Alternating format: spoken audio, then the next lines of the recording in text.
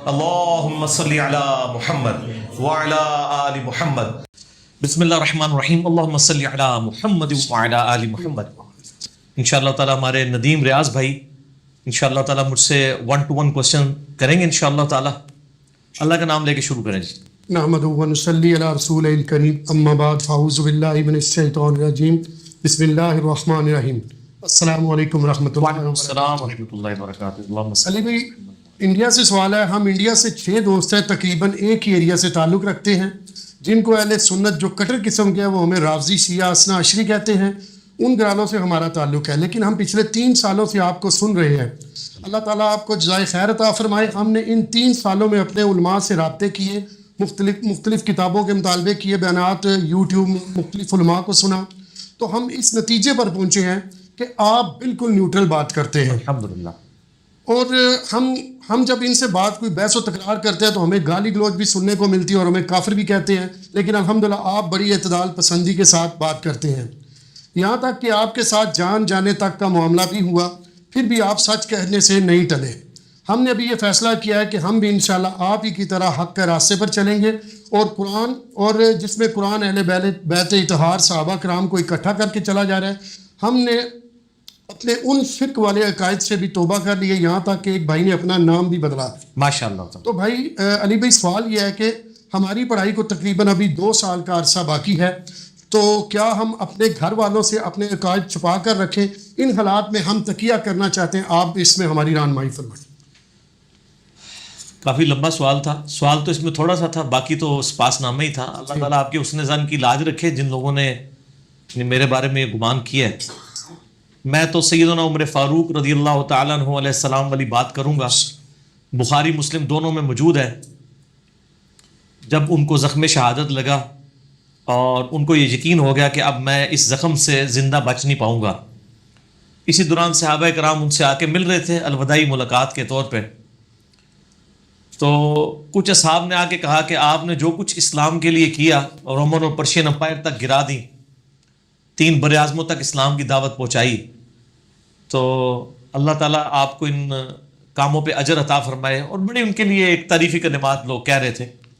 تو سیدنا عمر نے کہا کہ میری خواہش تو یہ ہے کہ میں نے جو کچھ اسلام کے لیے کیا, اگر اللہ تعالیٰ اس کے بدلے میں مجھے برابر بھی چھوڑ دے, یعنی میری نیکیاں اور گناہ برابر کر کے مجھے کہے کہ ٹھیک ہے برابر ہے, اور مجھے کوئی ایکسٹراڈنری اجر نہ دے, میں تب بھی اللہ کے اوپر خوش ہوں. اور واقعی جسے خدا کی شناخت ہو اس کو ایسا ہی کہنا چاہیے. تو میں بھی سیدنا و مولانا عمر ابن خطاب رضی اللہ تعالیٰ عنہ علیہ السلام کی سنت پہ عمل کرتے ہوئے کہتا ہوں کہ جو کچھ میں نے یعنی اللہ تعالیٰ کی توفیق سے کوشش کی ہے, اس کے بدلے میں اگر اللہ تعالیٰ مجھے دوزخ سے رہائی عطا فرما دے تو میری یہ لائف ٹائم اچیومنٹ ہے الحمدللہ. اس سے بڑی کوئی ڈگری نہیں مل سکتی کسی کو. باقی حقیقت ہے جو بھی سچائی کی آواز بلند کرتا ہے اس کو مختلف ناموں سے پکارا جاتا ہے. انڈیا, پاکستان, بنگلہ دیش میں تو ماشاءاللہ ایسی ادبی گالیاں موجود ہیں کہ اگر کوئی اہل بیت کی بات کرے اسے رافضی کہہ دو, کوئی صحابہ کرام کی بات کرے اسے دیوبندی کہہ دو, کوئی نبی علیہ السلام کی بات کرے اس کو کہہ دو یہ بریلوی ہے, اور اسی طریقے سے کوئی کتاب و سنت کی بات کرے اسے وہابی کہہ دو. لیکن ہمارا تو آپ کو پتہ ہے کہ نہ ہم وہابی نہ ہم بابی, ہم ہیں مسلم علمی کتابیں. تو ان کو میں یہ ریکویسٹ کروں گا کہ ٹھنڈی کر کے کھائیں, زیادہ جذبات میں آنے کی ضرورت نہیں ہے. آپ کو سچائی پتہ چلی ہے, اپنے حالات و واقعات دیکھتے ہوئے علماء سے پنگا لیے بغیر عوام الناس تک بات پہنچائیں. علماء کا حال تو آپ کو پتہ ہے, ان بیچاروں کے لیے بڑی مجبوری ہے. میرے پاس تو پرسنلی کتنے علماء آتے رہتے ہیں اور وہ اپنی مجبوریاں بتاتے ہیں کہ جی بس ایک یہ بات کر دی تھی اپنے مسلک کے خلاف, جو میں بند کر دیا, مسجد سے ہی نکال دیا ایک بات کرنے. یہ پاسبل ہی نہیں کہ مسجد کے پلیٹ فارم سے سچائی کی آواز بلند ہو. ہاں, مسجد کے پلیٹ فارم سے فرقے کی آواز ضرور بلند ہوگی. آپ مجھے بتائیں, محرم شروع ہونے والا ہے پرسوں 11 ستمبر 2018 کو انشاءاللہ 1 محرم 1440 ہجری ہوگی. اس محرم کے اندر کیا کوئی شیعہ ذاکر اپنی مجلس کے اندر یا جمعے کے خطبے میں یہ بیان کر سکتا ہے کہ صحابہ پہ لعنت کروانے کی بدعت آل امیہ نے شروع کی تھی, اور شیعان علی وہ تھے جنہوں نے آل امیہ کی مخالفت کی تھی. تو آج ہم شیعان علی کی بجائے شیعان آل امیہ بنے ہوئے ہیں کہ وہی کام ہم نے بھی شروع کیا ہوا ہے. تو آج کے بعد کسی صحابی کے اوپر انکلوڈنگ ایون یہاں تک کہ معاویہ ابن ابی سفیان، مغیرہ ابن شعبہ، عمر ابن عاص، بصر بن ابی ارطاء رضی اللہ عنہم اجمعین، ان کی غلطیاں اپنی جگہ، ہم ان کی غلطیوں کا دفاع نہیں کرتے، لیکن کم از کم ان پہ لعنت اور گالی گلوچ نہ کریں. بے شک. یہ اگر کوئی ذاکر اپنی مجلس میں بات کرتا ہے تو میرے بھائی اگلی مجلس نہیں وہ پڑھنے آئے گا. اسی طریقے سے سنی، چاہے وہ بریلوی ہو، دیوبندی ہو، اہل حدیث ہو، آپ دیکھیں گے کہ محرم کے مہینے میں یہ لوگ ماتم کے خلاف لیکچرز دے رہے ہوں گے، شیعہ کے خلاف لیکچر دے رہے ہوں گے، اہل بیت کی شان شاید بریلوی پلیٹ فارم سے تھوڑی بہت بیان ہوتی ہو. جو بند اور اہل حدیث تو آپ کو پتہ ہے وہ سعودیہ ایران کی ٹسل میں کس طرف لگے ہوئے ہیں. بے شک. اور بریلویوں میں بھی مطلب اب آہستہ آہستہ ناسبیت کے جراثیم آ رہے ہیں. البتہ میں تو اپنے بھائیوں کو کہتا ہوں کہ آپ نے اگر محرم کے جمعے پڑھنے ہیں نا تو صرف جماعت اسلامی کی مسجدوں میں پڑھو. کیا؟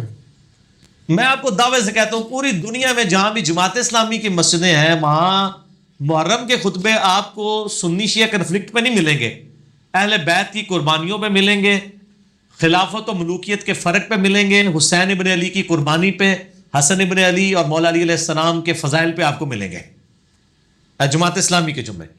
باقی لوگ تو اس معاملے میں اتنے ایجوکیٹڈ نہیں، لیکن البتہ اب ہماری دعوت کی برکت سے مجھے فیڈ بیک ملتی ہے کہ لوگ یعنی پوری دنیا کے اندر یہ ویڈیوز دیکھ کے تو وہ اب پیراڈائم شفٹ ہو گیا. اللہ کا فضل ہے کافی حد تک، اور انشاءاللہ ہوگا اس حوالے سے.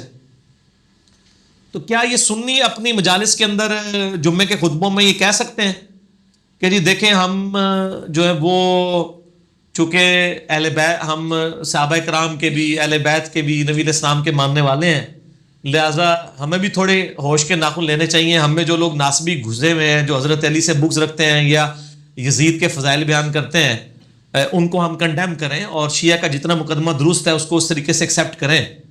تو آپ دیکھیں وہ کہیں گے تو شیعہ والی باتیں شروع کر دی. ایون آپ مطلب حضرت علی کے فضائل کے اوپر جمعہ پڑھا کے نکلیں تو وہ آپ کو کئی لوگ بیچ میں کہہ دیں گے تو آج تو شیعہ نہیں گلاں کی ہیں. ہماری تو کوئی اوقات نہیں ہے. امام شافعی رحمہ اللہ تعالیٰ کو ان لوگوں نے رافضی کہہ دیا تھا تو ان کو شعر کہنا پڑا، ان کان رفضا حب آل محمد فلیشہد الثقلان انی رافضی.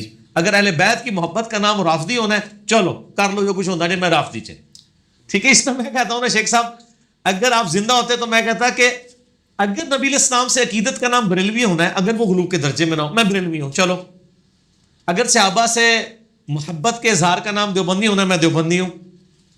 اگر کتاب و سنت کو فائنل اتھارٹی ماننا اور کسی بزرگ بابے کی پرواہ نہ کرنے کا مطلب اہل حدیث ہے، میں اہل حدیث ہوں چلو کر لو جو کچھ ہوتا ہے. لیکن یہ سمجھانے کے لیے، ورنہ ہم تو آپ کو پتہ ہے نہ میں وہابی نہ میں بابی، میں ہوں مسلم علمی کتابی. تو یہ علمی کتابی بنے بکش مسلمان. اور اب آپ دیکھیں یہ بکش جب ہم نے باتیں شروع کی ہیں نا تو اب یہ کہہ رہے ہیں یار وہ دین کتابوں میں نہیں ہے، کتابوں سے ہی دستبردار ہو گئے ہیں. تو یہ شوکیسوں میں کیوں لٹکائی ہوئی ہیں لاکھوں روپے کی کتابیں مریدوں کے پیسوں کی؟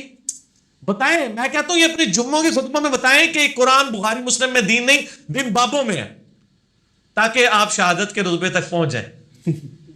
ٹھیک ہے نا، انورٹڈ کام ہم نے.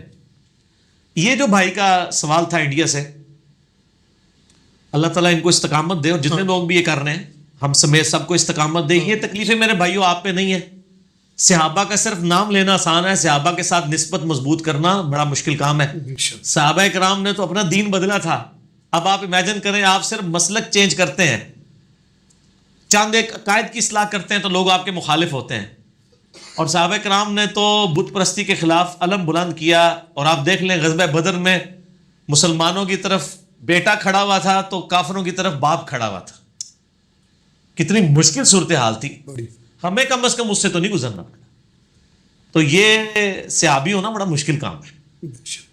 تو یہ تکلیفیں برداشت کرنی پڑیں گی. اس میں اگر زندگی موت کی کشمکش بن جائے، یہ بہت زیادہ ورس سچویشن ہو جائے، جو سورۃ البقرہ میں آیا کہ فتنہ جو ہے قتل سے بھی بڑھ کر ہے، بہت بڑا دنگا فساد ہو جائے، تو آپ پھر کچھ عرصے کے لیے تقیہ کر سکتے ہیں. قرآن نے اس کی اجازت دی ہے. سورہ آل عمران کے اندر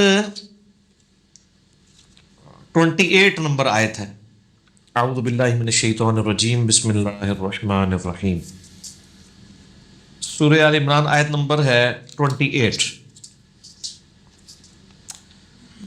لا يتخذ المؤمنون الکافرین اولیاء من دون اللہ. مومنوں کو یہ شایع نہیں ہے کہ لا يتخذ المؤمنون الکافرین اولیاء من دون المؤمنین، کہ وہ مومنین کو چھوڑ کر کافروں کے ساتھ دلی دوستی لگائیں. ایک تو ویسے معاملات کر سکتے ہیں، دوستی بھی ہے، دلی دوستی جس میں آپ کوئی اسلامک راز ان سے شیئر کریں، یہ منع ہے. وَمَن يَفْعَلْ ذَلِكَ فَلَيْسَ مِنَ اللَّهِ فِي شَيْءٍ. اگر کوئی ایسا کرے گا تو اللہ کے ہاں پھر اس کا کوئی یعنی مقام نہیں ہوگا کہ اللہ تعالیٰ اس کا کوئی لحاظ کرے. إِلَّا أَن تَتَّقُوا مِنْهُمْ تُقَاةً. ہاں اگر تم ڈر کی وجہ سے تقیہ کر لو، یہ معاملہ الگ ہے. وَيُحَذِّرُكُمُ اللَّهُ نَفْسَهُ. جبکہ اللہ تعالیٰ تمہیں اپنے نفس سے بھی ڈراتا ہے کہ اللہ کا بھی خوف کرو، خالی مخلوق کا نہیں. وَإِلَى اللَّهِ الْمَصِيرُ. اور تمہیں اللہ کی طرف لوٹ کر جانا ہے. اس میں اللہ تعالیٰ فرما رہا ہے کہ اگر تم کافروں کے ساتھ اسٹریٹجی کے طور پر تقیہ کر لو جان بچانے کے لیے، جواز کی حد تک، تو وہ جائز ہے. اور اس کی تفصیل آپ کو ملے گی جا کے سورہ النحل کے اندر. سورہ نحل میں آیت نمبر 105 کے راؤنڈ ہی وہ آیات آ جاتی ہیں. ہاں جی، سورۃ النحل ہے، پارہ نمبر 14، سورت نمبر 16. ہاں، من کفر باللہ من بعد ایمانہ. جو کوئی کفر کرے گا ایمان لانے کے بعد اللہ کے ساتھ، الا من اکرہ وقلبہ مطمئن بالایمان. سوائے اس شخص کے کہ جو مجبور کر دیا جائے کفر کے اوپر،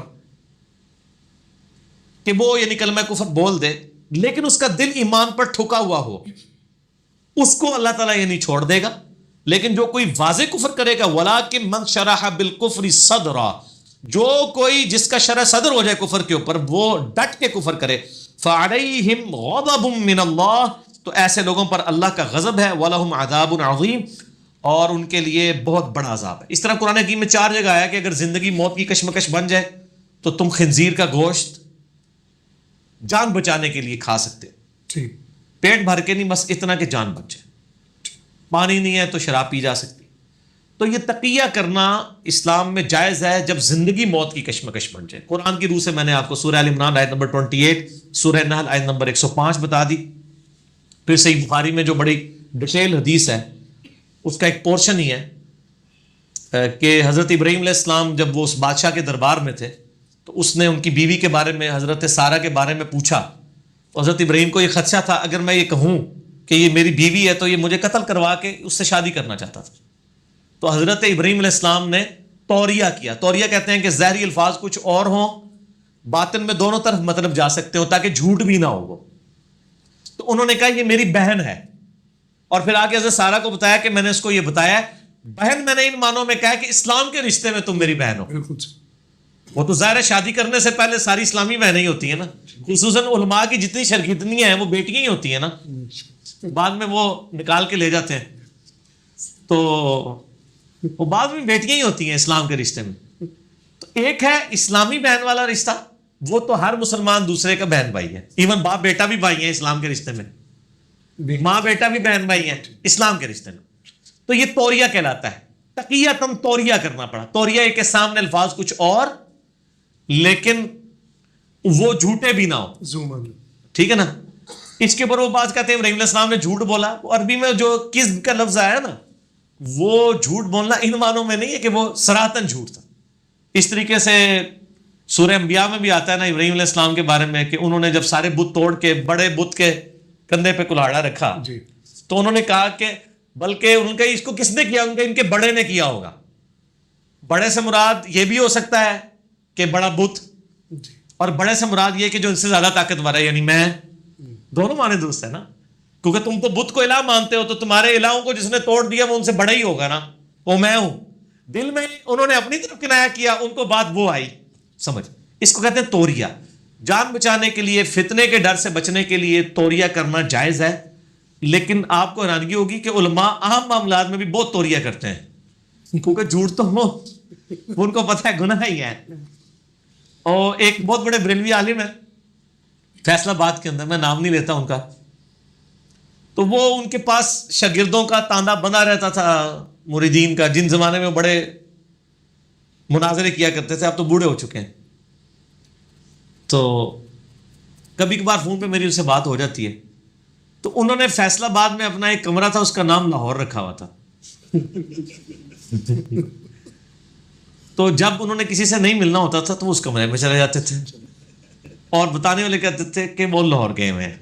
ٹھیک ہے، تو یہ توریہ. اب یہ نہ ہو کہ آپ اس بدعت پہ عمل کرنا شروع کر دیں. یہ توریہ جو ہے نا، توریہ تو البتہ صحیح بخاری مسلم میں ایک حدیث ہے کہ دو بندوں کی صلح کروانے کے لیے اس قسم کا توریہ کیا جا سکتا ہے، ناراضگی ہو اس طریقے سے بیویوں کے ساتھ کیا جا سکتا ہے توریہ. لیکن یہ نہ ہو کہ پوری زندگی توریے میں ہی گزرے، کبھی کبھار ہی ہو نا. یہ تو نہیں آپ کر رہے کچھ اور ہیں اور آپ نے کم کہنے پا کے رکھا ہوا ہے، اور دوسرے پاسے تسی جناب کئی لوگ یعنی چھپ چھپا کے دوسری تیسری شادی بھی کر لیتے ہیں. تو وہ آپ یہ تو نہیں کہ آپ وہ پہلی بیویوں کے ساتھ توریہ کریں گے. وہ پھر پوچھ رہے ہوتے ہیں نہیں پہلی بیوی کی اجازت لینا ضروری ہے، تو مجھے تو پتہ ہے وہ کچھ اور پوچھ رہے ہوتے ہیں. وہ یہ پوچھ رہے ہوتے ہیں کہ پہلی بیوی سے چوری چھپے کر سکتے ہیں. تو میں ان کو کہتا ہوں اجازت لینا کوئی ضروری نہیں، لیکن بتانا ضروری ہے، کیونکہ اعلانیہ ہوتا ہے نکاح، زنا تو چھپ کے ہوتا ہے. تو جب ہم ان کو کہتے ہیں نا یہ ان سے اجازت نہ لو، صرف اس کو بتا دو، کہتے ہیں اسی لیے تو پوچھ رہے تھے. ٹھیک ہے نا. تو تقیہ کر لیں جب تک یہ معاملات ہیں، لیکن ماں باپ کے ساتھ دنیاوی اعتبار سے قرآن حکیم میں واضح ہے کہ ماں باپ کو اف تک مت کہو. اگر وہ شرک پہ ہے تب بھی ان کے ساتھ دنیا میں معروف طریقے سے معاملات کو لے کے چلنا ہے، بدتمیزی نہیں کرنی. اللہ تعالیٰ ہدایت دے گا. یعنی میرے اپنے ساتھ بھی شروع میں ایسے معاملات رہے، جب میں نیا نیا ریورٹ ہوا تو مجھے گھر کی طرف سے کافی ریزسٹنس آئی. آہستہ آہستہ معاملات سیٹل ہو کے لوگوں نے یعنی حق بات قبول کر لی. اس لیے یہ تکلیف سے گزرنا پڑتا ہے. بہرحال صحابہ کرام کو تو جان سٹیک پہ لگانی پڑی ہے، آپ کو تو صرف باتیں تیکھی سننی پڑتی ہیں نا، مارے گا تو نہیں رہا کے. تو طریقے سے معاملات کو لے کے چلیں، مولویوں سے پنگا لیے بغیر، ورنہ مولوی کہیں گے گنڈا سنگھ وابی ہو گئے. یہ بات ذہن میں رکھیے گا، مولوی پھر بدنامی بہت زیادہ کروا دیتے ہیں. ٹھیک ہو گیا جزاک اللہ. علی بھی اسی میں ایک سوال آتا ہے کہ جب آپ کے گھر کوئی بندہ آتا ہے آپ کو بلانے اور آپ گھر میں ہونے کے باوجود نہیں ملتے، تو کیا یہ گناہ کے ضمن؟ نہیں، گناہ نہیں ہے، تو ثواب کا کام ہے. ٹھیک ہے، اس لیے کہ سنت پہ آپ عمل کریں گے. ٹھیک ہوگی. یہ تو بڑا یعنی غیر اخلاقی سمجھا جاتا ہے لوگ کہ آپ کا حق ہے کہ آپ کسی کو ملیں یا نہ ملیں. بخاری مسلم میں حدیث ہے، مسئلہ نمبر میرا 160 اسی کے اوپر ہے نا، سلام کے آداب کے اوپر. میں نے بخاری مسلم سے احادیث بتائی تھی کہ نبی علیہ السلام کا جو یہ فرمان ہے کہ اگر کوئی بندہ آپ کے دروازے پہ آتا ہے، کوئی شخص کسی کے دروازے پہ جائے تو 3 دفعہ دستک دے. جی بالکل ہے نا، بالکل ہے. اس کے آگے کیا الفاظ ہیں؟ اگر جواب ملے تو ٹھیک ہے، ورنہ تو ٹھیک، اور اگر نہ ملے تو واپس لوٹ جائے اور برا نہ مانے. وہ جواب کیا نہ ملے کے اندر سے. یعنی گھر کے اندر کا بندہ یہ بتانے کا بھی پابند نہیں کہ میں اندر ہے ہوں یا نہیں. ٹھیک. اگر وہ نہیں ملنا چاہ رہا 3 بار بیل کا انتظار کرے، 4تھی بیل اگر آپ دے رہے ہیں آپ گناہگار ہو رہے ہیں. اندر والے کا حق ہے کہ وہ ملے نہ ملے. اس کو آپ بد اخلاقی سمجھتے ہیں، لیکن ایک کلچرڈ معاشرے میں اسی طریقے سے زندگی چل سکتی ہے. اور میں اس چیز کو فیس کر رہا ہوں. بعض کا آج پر ٹائم میں میرے گھر پہ لوگ آ جاتے ہیں تو میں ایک سٹیپ آگے کر لیتا ہوں، میں ان کو بتا دیتا ہوں کہ وہ ہے گھر پہ ہے لیکن ابھی فارغ نہیں ہے. تو آپ کو برا مناتا ہے تو منا لیں. ٹھیک ہے نا، کیونکہ ملنے تو آپ آئے ہوئے ہیں نا، تو اگلے بندے کا یہ حق اللہ نے اس کو دیا ہے. اللہ نے تو اس سے بھی آگے سٹیپ دیا ہے کہ وہ یہ بتانے کا بھی پابند نہیں. 3 بار دستک دیں، جواب میرے ٹھیک، ادروائز چلے جائیں، اس کا برا نہ مانیں. ٹھیک ہو گیا نا. تو اسی لیے گھر میں جانے سے پہلے اجازت کا معاملہ رکھا گیا ہے. یہ آپ کا حق ہے کہ آپ نہ ملنا، آپ ڈائریکٹلی بھی کہہ سکتے ہیں میں نہیں ملنا چاہتا، یہ آپ کا حق ہے. ہاں اگر آپ پبلک کسی پبلک اکاؤنٹ ہولڈر ہیں، یعنی آپ جیسے کسی علاقے کا کوئی ایم این اے ہے، ایم پی اے ہے، یا محلے کا کونسلر ہے جس نے لوگوں سے ووٹ لی ہوئی ہے کہ وہ ان کے مسائل کو سنے گا، وہ تو پابند ہے کہ اپنے آفس ٹائمنگ میں بیٹھے. بالکل صحیح. ٹھیک ہو گیا. ہم بھی الحمدللہ اس آفس ٹائمنگ کے پابند ہیں. اتوار والے دن میں الحمدللہ 7-8 گھنٹے اویلیبل ہوتا ہوں نا. جی. تو آئیں، آپ کی ضرورت ہے، فری نہیں ہے، پیسے بھی نہیں لیتے، مسئلہ بھی حل کرتے ہیں. ایسے ایسے مسئلے جو باقیوں سے نہیں حل ہو رہے ہوتے اللہ کے فضل سے. تو آئیں، بیٹھیں، قربانی دیں. جزاک اللہ. اسی بھی اپنا علی بھائی اسی سوال کی نئی فارم ہے موبائل کال آنا, وہ بھی اسی میں سب. جزاک اللہ. اگلا سوال ہے بھائی, میں استاد محترم واصف علی واصف کا شاگرد تھا, کہتے تھے اس امت میں اب شرک نہیں ہے. آپ کو سننے کے بعد پتہ چلا کہ استاد محترم کی رائے غلط تھی. سوال یہ ہے کہ استاد محترم واصف علی واصف کو ایسا دھوکہ کیوں ہوا؟ واصف علی واصف صاحب تو بہت چھوٹی پرسنالٹی ہے میرے بھائی, بہت بڑے بڑے لوگوں کو بڑے بڑے دھوکے لگے. اللہ کا شکر ادا کریں کہ جو بات ان کو سمجھ نہیں آئی, میں ان کا بڑا احترام کرتا ہوں. میں نے واصف علی واصف صاحب کو کافی پڑھا ہے, ان کی کتابیں جو ہیں وہ دل دریا سمندر میری یعنی فیوریٹ کتابوں میں سے, اور جینیس آدمی تھے. لیکن ظاہر ہے انہوں نے خاص مکتبہ فکر میں آنکھ کھولی, پھر ذرا تصوف کے ساتھ ان کا لگاؤ تھا, تو وہ انہوں نے, ان کا کیا ہے, پاکستان میں 15-20 کروڑ لوگ یہی کہہ رہے ہیں شرک ختم ہو گیا, جو شرک کر رہے ہیں وہ بھی کہہ رہے ہیں ختم ہو گیا. تو یوٹیوب پہ میرا ایک کلپ ہے, کیا کلمہ کو مسلمان شرک کر سکتا ہے, الحمدللہ ہزاروں لوگوں نے وہ کلپ دیکھا ہے. تو آپ پتہ چل جائے گا کہ بخاری مسلم سے میں نے ثابت کیا ہے کہ جو نبی علیہ السلام نے فرمایا نا میری امت سے مجھے شرک کا خدشہ نہیں, وہ یہ الفاظ نہیں امت سے, وہ الفاظ ہیں مجھے تم سے یہ خطرہ نہیں تو میرے بعد شرک کرو, البتہ دنیا کے مال میں پھنس جاؤ گے. یہ صحابہ کو آپ نے کہا تھا, اور صحابہ کرام کے ساتھ یہ معاملات ہوئے کہ ان سے شرک تو نہیں ہوا, لیکن دنیا کے معاملات میں ان کے ساتھ ایسے معاملات ہوئے. میرے تو ویڈیوز ریکارڈڈ ہیں, یعنی حضرت علی بن ابی طالب کے ساتھ جو کچھ آل امیہ نے کیا وہ دنیا کی محبت کی وجہ سے کیا. حسن حسین کو جو شہید کیا ہے وہ دنیا کی محبت کے اندر ہی ہوا ہے نا سب کچھ. تو ایک ڈیٹیل طرف ٹاپک ہے. مسئلہ نمبر 8 بھی ہے میرا, کیا کلمہ گو مسلمان شرک کر سکتا ہے. میرا ایک ریسرچ پیپر ہے دعا صرف اللہ ہی سے, اس میں بھی میں نے اس کو ڈسکس کیا ہے, اور ایک علیحدہ سے کلپ بھی ہے, کیا کلمہ گو مسلمان بھی شرک کر سکتا ہے. تو وہ آپ دیکھ لیں انشاءاللہ آپ کو پتہ چل جائے گا. علی بھائی سوال ہے, مولوی بھی اور دیندار اسکالر بھی بڑھتے جا رہے ہیں, علم اور علم حاصل کرنے کے ذرائع بھی, لیکن معاشرے میں بدتمیزی لڑائی جھگڑے بھی بڑھتے جا رہے ہیں. اس کے کیا نتیجہ اخذ کیا جا سکتا ہے کہ ہم علم حاصل کرنے کے ذرائع یا علم سکھانے والے؟ سوال اس میں آ گیا. نہیں جی, اس میں نہ علم کا قصور ہے, اصل میں تو مسئلہ ہے کہ علم بڑھ رہا ہے, تربیت ختم ہو رہی ہے. ٹھیک, تعلیم اور تربیت دو چیزیں ہیں. بے شک. اسکول مدرسے آپ کو اگر ڈگری دے کے فارغ کر رہے ہیں تو صرف تعلیم دے رہے ہیں, اس سے زیادہ ضروری چیز تربیت تھی. تربیت تھی, بالکل صحیح. اور تربیت آتی ہے اپنے سامنے کوئی رول ماڈل کو دیکھتے ہوئے. ٹھیک. اب ظاہر ہے جب ٹیچرز اور مدرسوں کے علماء کے اپنے کریکٹر کمزور ہیں تو ان کے شاگرد جو ہیں وہ صرف ان سے تعلیم ہی حاصل کر کے نکلیں گے نا. خدا نہ خواستہ اگر وہ تربیت حاصل کر لیں جو وہ کچھ کر رہے ہیں, جی, اچھے لوگ بھی ہیں, یعنی میں یہ نہیں کہتا کہ سارے برے ہیں, ٹھیک, تو وہ پھر اس پہ بڑے بڑے گندے لطیفے بھی ہیں, میں نہیں وہ سنانا چاہتا. وہ اگر وہ والی تربیت لے کے نکلیں گے تو آگے وہ بھی وہی والے کام کریں گے. تو تربیت کا فقدان اس وجہ سے ہے, ٹیچرز کی وجہ سے. تعلیم کا اس میں کوئی قصور نہیں ہے, تعلیم اپنی جگہ ایک اہم چیز ہے اور اس کی امپورٹنس اپنی جگہ ہے. چلیں آپ خود رول ماڈل لوگوں کے لیے بنیں کہ آپ جو تعلیم آپ نے حاصل کی ہے آپ اس کے اوپر عمل کریں. بالکل صحیح. اور آپ لوگوں کو کہیں دیکھیں یہ تعلیم میں نے حاصل کی تھی, میں عمل کر کے پریکٹیکلی ایک نبی علیہ السلام کی مبارک زندگی کو اپنی زندگی کے اندر لے کے آتا ہوں. ٹھیک ہے. تو یہ کریں.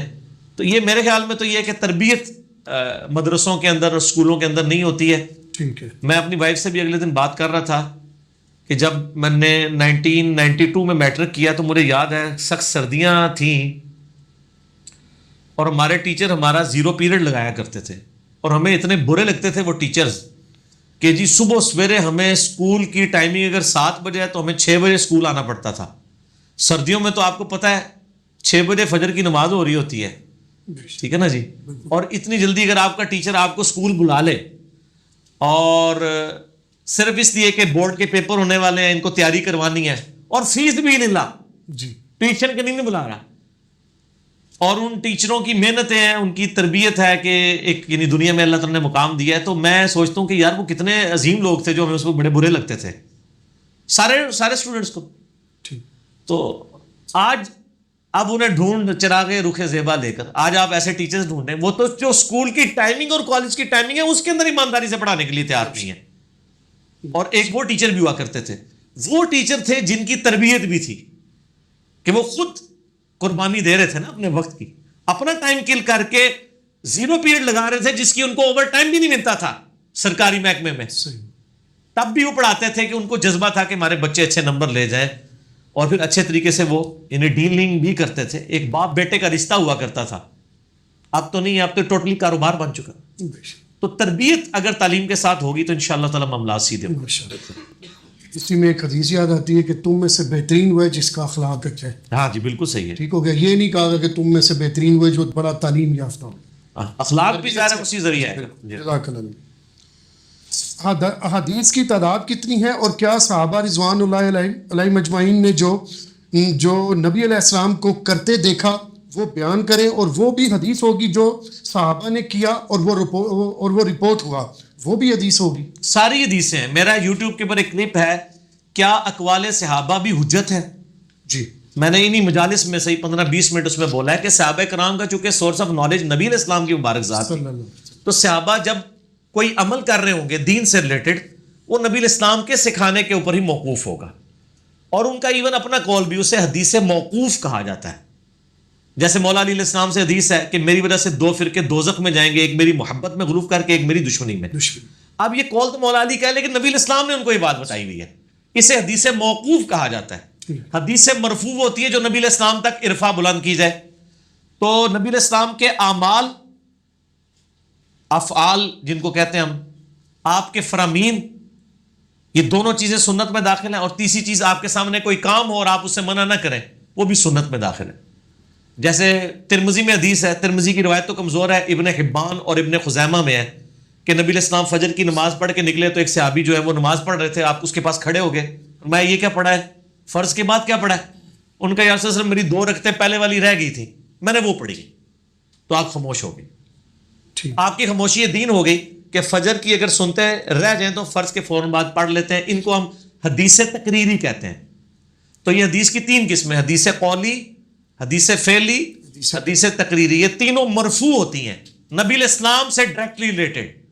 ایک حدیث موقوف ہوتی ہے جو صحابہ کے افعال کے ساتھ ریلیٹڈ ہوتی ہے, صحابہ کے اقوال کے ساتھ, وہ بھی دین ہے. اور ایک چیز ہے مرسل, وہ تابعین کے ساتھ ریلیٹڈ ہے, وہ صحیح بھی ہو سکتی, غلط بھی, اس کو ہم صحابہ کے اقوال اور اعمال پہ اور نبی علیہ السلام پہ پیش کریں گے, اس کے بعد اس کو ایکسیپٹ کریں گے. صحابہ کرام جو ہے نا حجت ہے, صحابہ اہل بیت ہی تو حجت ہے. جی ہاں جی, انہی کی چیزوں کو لے کے چلتے ہیں. جزاک اللہ. علی بھائی سوال ہے, انڈیا میں ہمارے بریلوی مسلک کے امام کہتے ہیں کہ حسین علیہ السلام نے کربلا میں الگ جماعت کروائی, یزیدی لشکر کے ساتھ نماز نہیں پڑھی تھی, اس لیے بھی ہم وہابی حضرات کے پیچھے نماز نہیں پڑھتے. تو ان کو پتہ ہے وہابی بھی یہی کہتے ہیں آپ کے بارے میں کہ دیکھیں حضرت حسین علیہ السلام نے علیحدہ جماعت کرائی تھی, انہوں نے مشرکین اور بدعتیوں کے پیچھے نہیں پڑھی, اور وہ آپ کو کہہ رہے ہوتے ہیں ٹینٹ تک کھیڑو دوئے پھر. تو میرا یوٹیوب پہ کلپ ہے, کیا امام کعبہ کے پیچھے نماز صحیح ہے, لاکھوں لوگوں نے دیکھا ہے جی. اور ایک میرا یوٹیوب پہ کلپ ہے مفتی منیب الرحمان کا امام کعبہ پہ فتویٰ, وہ بھی لاکھوں لوگوں نے دیکھا ہے. اس پہ میں نے اس پہ ڈسکشن کی ہے کہ سعودیہ کے علماء کا یہ جو فتویٰ ہے کہ بریلویوں کے پیچھے نماز نہیں ہوتی, یہ بھی باطل ہے. بریلویوں کا جو فتویٰ ہے کہ اہل حدیث کے پیچھے نماز نہیں ہوتی, یہ بھی باطل ہے. تمام مکاتب فکر جن کو آپ کافر نہیں کہہ رہے, مسلمان سمجھ رہے ہیں, چاہے وہ بریلوی ہوں, دیوبندی ہوں, اہل حدیث ہوں, اہل تشیع ہوں, حنفی شافعی مالکی حنبلی ہوں, سب کے سب جن کو آپ کافر نہیں کہہ رہے, مسلمان ہی ہے نا, جن کو حرم میں آنے کی اجازت بھی دی ہوئی ہے آپ نے, ان کے پیچھے نماز بھی درست ہوگی. ٹھیک. باقی حسین علیہ السلام کی مثال دینا غلط ہے, یہ تو پھر ہم آپ کے اوپر فٹ کریں گے. اور دوسرا, حسین علیہ السلام وہ کوئی مسجد میں نہیں گئے تھے, وہ تو میدان جنگ میں تھے. حسین علیہ السلام کے پیچھے نہ انہوں نے آگے پڑھنی تھی, بالکل, وہ تو دشمن سمجھ رہے تھے. اور حسین علیہ السلام اپنے ساتھیوں کو کیسے رسک پہ اسٹیک پہ ان کی لائف لگا سکتے تھے کہ ان کو کہیں گے یزیدی لشکر پہ جا کے نماز پڑھو, ان کے پیچھے جا کے, وہ تو ان کو قتل کر دیتے. ٹھیک ہے. اور جس طرح آج کل کوئی آمین مسجد میں اونچی کہہ دیتا ہے تو آپ مسجد سے نکال دیتے ہیں, تو اونچی آمین والا تو ڈر کے ہی آپ کی مسجد میں آتا ہے نا. یہ وجہ نہیں تھی. اگر اس میں موجود ہے کہ حسین علیہ السلام نے کہا ہو کہ میں نے نماز لیے نہیں پڑھائی کہ ان کے پیچھے ہوتی نہیں ہے, اور بھائی مروان بن حکم ممبروں پر مولا علی پہ لعنت کرتا تھا, اور حضرت حسن ابن علی اور حسین ابن علی ان کے پیچھے نمازیں پڑھتے تھے کہ بھی حکمران کے پیچھے نماز پڑھنی ہے, نماز الگ نہیں کرنی. ان ظالموں سے پوچھیں حسن ابن علی کا جنازہ کس نے پڑھایا ہے؟ آل امیہ نے زہر دیا ہے. جنازہ پڑھانے کے لیے حسین علیہ السلام آگے ہوئے, مروان بن حکم جو حضرت معاویہ کی طرف سے گورنر تھا حجاز کا, اس نے رولا ڈال دیا. اس نے کہا ہم تو نہیں پڑھانے دیں گے, حکمران تو میں ہوں, ممبر تو حکمران کے پاس ہوتا ہے. تو حسین ابن علی نے مسلح چھوڑ دیا, انہوں نے کہا ٹھیک ہے تو پڑھا لے. قاتل کو اجازت دے دی کہ تو ہی جنازہ میرے بھائی کا پڑھا لے. اور یار اتنا جگرا ہونا چاہیے تھا نا بڑی بات. تے تسی حسین دیاں گلاں تانوں حسین دا کہ پتا اللہ دے بندیو تسی تواڈے تے خود یزیدی اور ناسبی بڑے ہوئے نے ٹھیک ہے نا حسین کا تعارف تو اس پلیٹ فارم سے ہو رہا ہے صحیح بات. ٹھیک ہے نا جی میں نے تو ان کو یہ بات بتائی ہے نا کہ امام محمد غزالی رحمہ اللہ تعالی جن کے بارے میں یعنی یہ دعویٰ کرتے ہیں کہ وہ ہمارے صوفیاء کے امام ہیں تو میں نے تو ان کا کیمیائے سعادت سے احیاء العلوم سے ثابت کیا کہ وہ تو یزید کے لیے دعائیں کرتے رہے تو جن کے بزرگوں نے یزید کے لیے دعائیں کی ہوئی ہیں وہ حسین کی باتیں کر رہے ہیں میرا تو کلپ چڑھا ہوا ہے امام غزالی کی یزید کے بارے میں رائے ان لوگوں کو کیا حق پہنچتا ہے کہ یہ بات کرے یہ بالکل باطل ہے میرے 2 کلپ دیکھیں اذان عصر کا وقفہ ہے انشاءاللہ اس کے بعد بقیہ کے معاملات کو لے کے چلتے ہیں جزاک اللہ. وما علینا الا البلاغ ہاں جی اذان عصر کے وقفے کے بعد علمی و تحقیقی مجلس نمبر 26 میں بقیہ کے سوالات کو آگے لے کے چلتے ہیں جی نہیں بھائی جی علی بھائی احادیث پر کبھی بھی امت متفق نہیں ہو سکتی جو راوی ایک مرتبہ فکر کے نزدیک فقہ ہے وہ دوسرے کے نزدیک کذاب اور جو دوسرے کے نزدیک فقہ ہے وہ تیسرے کے نزدیک کذاب ایسے معاملات کو تقسیم کر دیے گا اس کا کوئی حل میرے بھائی یہ جو دعویٰ ہے نا یہ دعویٰ ہی باطل ہے اس چاند ایک روایتوں کے اوپر یہ مسئلہ ہے یہ بالکل روند ڈال رہے ہیں نہ کھیڑیں گے نہ کھیلنے دیں گے نہ خود کھیلیں گے نہ کسی کو کھیلنے دیں گے اہل سنت ایٹ لیسٹ الحمدللہ بخاری مسلم کے اوپر تو متفق ہے نا آلموسٹ 15,000 حدیثیں بنتی ہیں بالکل تو یہ پڑھ لی ہیں کیا وہ چند ایک راویوں کے بارے میں اور یہ نہیں کہ کذاب اور دجال والا معاملہ ہے چند ایک روایتوں پہ اور الحمدللہ اگر قرآن اور بخاری اور مسلم میں جو چیزیں فٹ بیٹھتی ہیں وہ آپ کو خود ہی پتہ چل جائے گا ان میں سے کس کا موقف ٹھیک ہے ہم نے تو ٹیسٹ سٹون ان کو رکھا ہوا ہے کہ جو بات قرآن بخاری مسلم کے مطابق ہے وہ ایکسیپٹیبل ہے اگر محدثین کی 2 رائے بن جائیں تو میں ہمیشہ دیکھتا ہوں کہ جن لوگوں کی رائے اس حدیث کے بارے میں ایسی ہے کہ وہ بخاری مسلم اور قرآن میں فٹ ان بیٹھ رہی ہے تو میں ان کی رائے لیتا ہوں مثلا میں آپ کو ایک مثال کے طور پہ مثال تو تھوڑی سخت ہے لیکن اب ظاہر ہے سمجھانا ہے جی کہ ترمذی میں ایک روایت ہے کہ نبی علیہ السلام نے دعا کی حضرت معاویہ کے بارے میں رضی اللہ تعالیٰ عنہ اے اللہ اس کو ہادی اور مہدی بنا ہدایت دینے والا اور ہدایت یافتہ بنا دے حالانکہ یہ حدیث حضرت معاویہ کو خود نہیں پتا تھی کیونکہ انہوں نے یہ روایت نہیں کبھی کی ہے دوسری طرف صحیح مسلم میں حدیث ہے وہ حضرت علی نے خود روایت کی ہے 240 صحیح مسلم میں علی سے محبت نہیں رکھے گا مگر مؤمن علی سے بغض نہیں رکھے گا مگر منافق اس حدیث کے الفاظ سٹارٹ میں ہی ہیں کہ نبی امی نے مجھ سے یہ عہد لیا تھا کہ اے علی مومن ہی صرف تجھ سے محبت رکھے گا اور اے علی منافق ہی صرف تجھ سے بغض رکھے گا حضرت علی خود روایت کر رہے ہیں جبکہ اتنی بڑی اگر حدیث صحیح ہوتی تو حضرت معاویہ خود کہہ رہے ہوتے کہ دیکھو میرے بارے میں تو نبی علیہ السلام نے مجھے خود کہا تھا کہ ہادی اور مہدی ہیں یہ حضرت معاویہ کو بھی نہیں تھا پتا یہ آل امیہ نے یعنی کارستانیہ ان کی یہ روایتیں حسن درجے تک کوئی پہنچا دیتا ہے حالانکہ اس کے اندر جو وہ صحابی کا جس کا کہہ رہے ہیں اس کے بارے میں کئی محدثین کا موقف ہے کہ یہ تابعی ہے صحابی ہے ہی نہیں ہے یہ روایتی مطلب مرسل چھوٹی ہوئی ہے اور کتنے محدثین ہیں امام نسائی ہے امام حاکم ہے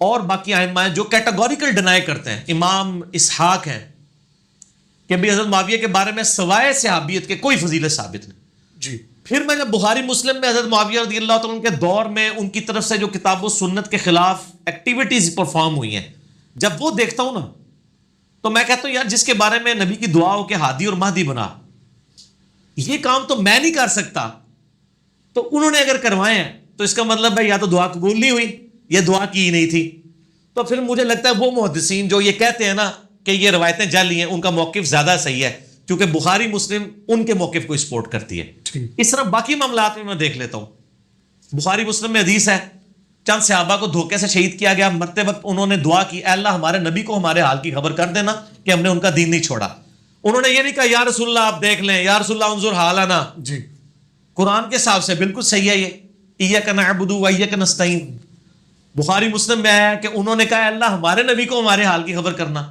اب یہ جب جعلی روایتیں ادھر ادھر سے لے کے آتے ہیں تاریخی کتابوں سے کہ جی نبی علیہ السلام کو مدد کے لیے پکارا قبر رسول پہ جا کے مانگا وہ جو مصنف ابن ابی شیبہ سے ہے اس میں اعمش مدلس ہے ضعیف روایت ہے تو میں فوراً بخاری مسلم میں پیش کر کے میں کہتا ہوں ہاں جو کہہ رہے ہیں نا روایت ضعیف ہے وہ بالکل صحیح کہہ رہے ہیں بخاری مسلم سے کوئی اس قسم کے فرسودہ عقائد والی کوئی روایت نکال کے بتائیں نا نہ قرآن میں ہوگی نہ بخاری مسلم میں تو اس کو آپ پڑھ لیں باقی چیزیں تو گٹی گٹیز ہیں باقی آپ کو پتہ چلے گا جو قرآن کا ٹیسٹ پاس کر گیا نا وہ باقی ٹیسٹ خود بخود کو پتہ چل جائیں گے اور یار قرآن کے پہلے صفحے کے ٹیسٹ کے اوپر کروڑوں لوگ فیل ہو جائیں گے ایاک نعبد و ایاک نستعین پہ. بے شک بے شک. تو جن کا یہی ٹیسٹ فیل ہے ان سے باقی چھوٹے موٹے ٹیسٹ کیا لینے ہیں؟ کیا جو لازمی مضمون میں فیل ہو گئے ہیں بالکل صحیح. توحید کے اندر، باقی چیزیں تو پھر فروئی ہو جائے گی. تو یہ روند ڈال رہے ہیں اور علماء اکثر کہتے ہیں وہ دیکھو جی دیسا بہت نے اختلاف ہوا ہے. یہ ہمیں کو گلا کر رہے ہیں، یہ اللہ کو گلا کریں نا. جی ہمیں کیوں کر رہے ہوتے ہیں؟ تو اس کا مطلب ہے آپ لوگوں کو اسلام سے دور کر رہے ہیں. آپ لوگوں کو یہ بتانا چاہ رہے ہیں کہ ہمارا دین تو ایسے ہی ہے جی، جھگڑے ہی جھگڑے ہیں. کیا کافروں کے سامنے یہ باتیں کریں گے یہ لوگ نہیں کر کہ دیکھو جی حدیثیں تو پتہ ہی نہیں کون سی صحیح ہے، لوگ لڑتے رہتے ہیں؟ کافر کہیں گے اپنے بوجھے رکھو اپنا دین. جی یہی کہیں گے نا. بالکل صحیح. تو ان کو بھی کہیں کہ آپ لوگ اسلام کے لبادے میں چھپے ہوئے اسلام کے دشمن ہو، بے شک. یہ باتیں کرنا بند کرو. ٹھیک ہے نا. قرآن پڑھو، بخاری مسلم پڑھو. ٹھیک ہو. ٹھیک. کیا کسی صورت میں ضعیف حدیث بیان کی جا سکتی ہیں جب کسی معاملہ میں کوئی صحیح حدیث موجود نہ ہو اور اسے حدیث ہی کہا جائے گا؟ نہیں، حدیث تو نہیں ہوگی، وہ ظاہر ہے. ٹھیک.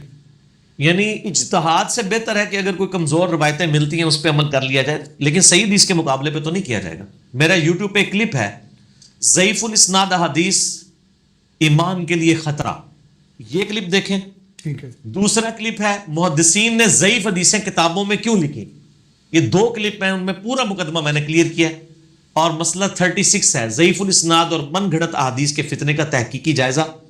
میں نے ایچ ڈی کیمرے میں ضعیف احادیث امت کے لیے فتنہ، میں نے ایچ ڈی کیمرے میں بریلویوں کا ترجمہ صحیح مسلم کا مقدمہ دکھایا ہے، جس میں امام مسلم نے کہا ہے کہ احادیث یا تو حلال و حرام کے لیے ہوتی ہیں یا ترغیب و ترہیب کے لیے ہوتی ہیں، یعنی ترغیب دلانے کے لیے اور گناہوں سے نفرت دلانے کے لیے، یا ہوتی ہے فضائل کے لیے جی، اور یعنی اس کے مقابلے پہ وعیدیں سنانے کے لیے. ان تینوں کیٹیگریز میں احادیث ان تینوں کیٹیگریز کے لیے لی جاتی ہیں. تو وہ کہتے ہیں یہ ضروری ہے کہ احادیث صحیح ہو. پھر انہوں نے ساتھ یہ لکھا کہ کیا صحیح احادیث تھوڑی ہیں کہ ہم ان روایتوں سے چیزوں کو بیان کریں. اور پھر ان کا کہ جو علماء اپنی کتابوں میں یہ ضعیف روایتیں لکھتے ہیں اور ان کی کمزوریاں امت کو نہیں بتا رہے، یہ علماء جاہل کہلانے کے حقدار ہیں. اس زمانے کے علماء کو انہوں نے جاہل کہا امام مسلم نے. تو آج والے تک کھاتے ہی نہیں نے تھوڑے بڑے بڑے محدثین جڑے بڑے ہیں چھڑے محدثین چھڑے خالی نہ دے. ٹھیک. قرآن پاک میں حدیث پر عمل کرنے کا واضح حکم بتا دیں. کئی جگہ ہے. میرا مسئلہ نمبر 35 ہے، منکرین حدیث کے فتنے کا تحقیقی جائزہ، جس میں نے کئی آیات قرآن حکیم سے پیش کی ہیں. نبی صلی اللہ علیہ وآلہ وسلم کی مبارک زندگی کے بارے میں آیا نا، لقد کان لکم فی رسول اللہ اسوۃ حسنہ. تو نبی علیہ السلام کا اسوہ حسنہ پہلے نمبر پہ تو قرآن ہے. قرآن کے بعد سنت ہے جو اولی تواتر اور نسل در نسل ٹرانسفر ہوئی ہے، اور تیسرا سورس حدیث ہے. آج کی ڈیٹ میں سنت اور حدیث انٹرچینجبل ہیں، ورنہ ان میں فرق بھی ہے. میرا یوٹیوب پہ کلپ ہے سنت اور حدیث میں فرق. تو یہ تینوں سورسز ہیں جن سے دین یعنی مل رہا ہے. اور سنت تو اتنا بڑا سورس ہے کہ خود قرآن کی حفاظت سنت نے کی ہوئی ہے. یعنی قرآن میرے سامنے تو نہیں نازل ہوا، قرآن مجھے تک کس طرح پہنچا ہے؟ صحابہ نے تابعین کو سکھایا، تابعین نے تبع تابعین کو، نسل در نسل ٹرانسفر ہوا ہے. تو اسی نسل در نسل چیز نے 5 نمازیں بھی ٹرانسفر کی ہیں، بچے کے پیدا ہوتے وقت کان میں اذان بھی ٹرانسفر کی ہے، مردے کے لیے جنازہ بھی ٹرانسفر کیا ہے، مردے کی قبر کو قبلہ رخ بنانے اس کو بھی ٹرانسفر کیا ہے. ٹھیک ہے نا. یہ ساری چیزیں سنت نے ٹرانسفر کی ہیں، اور اسی سنت کا ریکارڈ 3 صدی ہجری میں احادیث کی شکل میں لکھا گیا. تو یہ جو ریکارڈ 1200 سال پہلے فریز ہوا ہے وہ زیادہ اتھینٹک ہے. یہ جو آج تک فریز نہیں ہو رہا، ہر گلی محلے میں نئی سنت بن رہی ہے، وہ زیادہ اتھینٹک ہے. ایک 1200 سال پہلے جو کچھ دین تھا اس کو لکھ لیا گیا.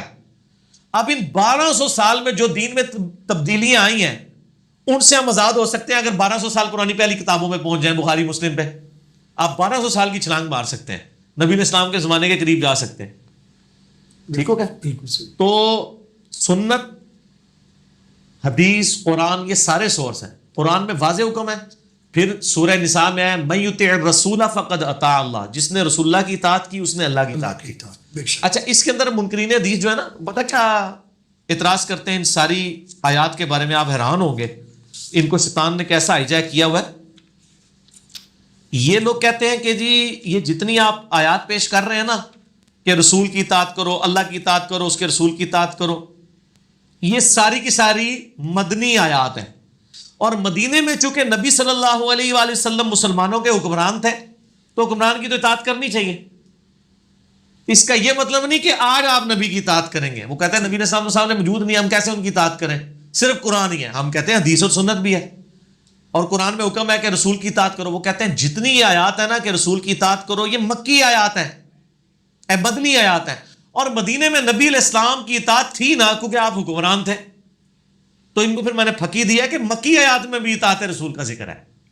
تمہاری ڈاکٹرائن تم نے توڑ دی نا. یہ سورہ جن جو ہے یہ مکی صورت ہے، ٹھیک ہو کہ اس کے اندر ایک آیت ہے اور سخت ترین آیت ہے اس حوالے سے. اعوذ باللہ من الشیطان الرجیم، بسم اللہ الرحمن الرحیم. ایک تو یہ بڑی زبردست آیت ہے نا، وَأَنَّ الْمَسَاجِدَ لِلَّهِ فَلَا تَدْعُوا مَعَ اللَّهِ أَحَدًا، اور مسجد اللہ کے لیے، اللہ کے ساتھ کسی کو نہ پکارو. سورہ جن کی آیت نمبر 23 ہے. وَمَن يَعْصِ اللَّهَ وَرَسُولَهُ فَإِنَّ لَهُ نَارَ جَهَنَّمَ خَالِدِينَ فِيهَا أَبَدًا، جو کوئی نافرمانی کرے گا اللہ اور اس کے رسول کی تو بے شک اس کے لیے ہے دوزخ کی آگ ہمیشہ کے لیے. اب یہ مکی آیت ہے، تو نبی علیہ السلام تو مکے میں خود چھپ چھپ کے یعنی زندگی گزر رہی تھی کافروں کے شر سے بچنے کے لیے، تو وہاں تو آپ حکمران نہیں تھے. تو پھر صحابہ کرام کن چیزوں میں اطاعت کر رہے تھے جو نبی علیہ السلام ان کو سکھاتے تھے. پھر نماز کو تو منکرین حدیث بھی مانتے ہیں، تو نماز کا پورا طریقہ اسی طریقے سے پوری نٹی گٹیز کے ساتھ قرآن میں تو نہیں آیا. اور یہ قرآن کا عیب نہیں ہے، یہ بعض اہل حدیث بھی قرآن کے عیب گنوانا شروع کر دیتے ہیں نعوذ باللہ حدیث میں غلوف کر کے، اور وہ کہتے ہیں ہم اہل حدیث اسی لیے کہتے ہیں اپنے آپ کو. میں کہتا ہوں ہمیں اہل حدیث نہیں کہنا چاہیے، آپ نے کہنا آپ کے اہل قرآن والحدیث والاجماع والسنہ. ہم قرآن کے بھی اہل ہیں، حدیث کے بھی، سنت کے بھی، اجماع کے بھی. خالی اہل حدیث کیوں، خالی اہل القرآن کیوں؟ ٹھیک ہے، اسی کو محدثین نے اہل سنت والجماعت کہہ دیا کہ ہم نبی کی سنت میں ہیں اور ان کی جماعت صحابہ کی سنت کے اوپر ہیں، تو قرآن تو اس میں داخل ہی ہو گیا. تو یہ مطلب منکرین حدیث کو بتائیں کہ آپ جو چیزیں خود مانے ہوئے ہیں عملی تواتر کے ساتھ، اجماع کے ساتھ، وہ ساری کی ساری چیزیں وہی احادیث میں موجود ہیں، ان کو بھی مانیں. نبی علیہ السلام کی اطاعت کا حکم موجود ہے. ٹھیک ہو گیا. ضعیف احادیث محدثین نے کیوں جمع کی جبکہ کئی محدثین کو پتہ بھی تھا کہ ایسا کرنے سے امت میں بہت اختلافات کھڑے ہوتے ہیں؟ بتا دیا نا کہ ضعیف احادیث محدثین نے کتابوں میں کیوں لکھی، ایز اے نالج جمع کی ہے انہوں نے. باقی کتابوں میں انہوں نے لکھ بھی دیا صحیح حدیث، کیونکہ اگر نہ لکھتے تو انہوں نے کہنا ساڑیاں بھی ایسا گونگیاں نے. آج امام ابو داؤد نے اگر 4-5 روایتیں لی ہیں رفع دین کے ترک کے اوپر تو بڑی مہربانی کی ہے نا لے کے اینڈ پہ انہوں نے لکھا ہے یہ حدیثیں صحیح نہیں ہیں. اگر وہ لیتے ہی نہ تو انہوں نے کہنا تھا وہ ساڑیاں ہیں گونگیاں نے. گونگیاں نہیں، ابو داؤد نے لکھی اور ساتھ لکھا ہے صحیح نہیں ہے، وَلَيْسَ بِصَحِيحٍ عَلَى هَذَا الْمَعنَى. تو یہ زیادہ نیکی کی ہے نا، ہاں بیلنس کر دیا. اسلام زندہ ہوتا ہے ہر کربلا کے بعد، اس جملے کی کیا شرعی حیثیت ہے؟ بالکل ٹھیک ہے، کربلا تو روزانہ ہوتی ہے.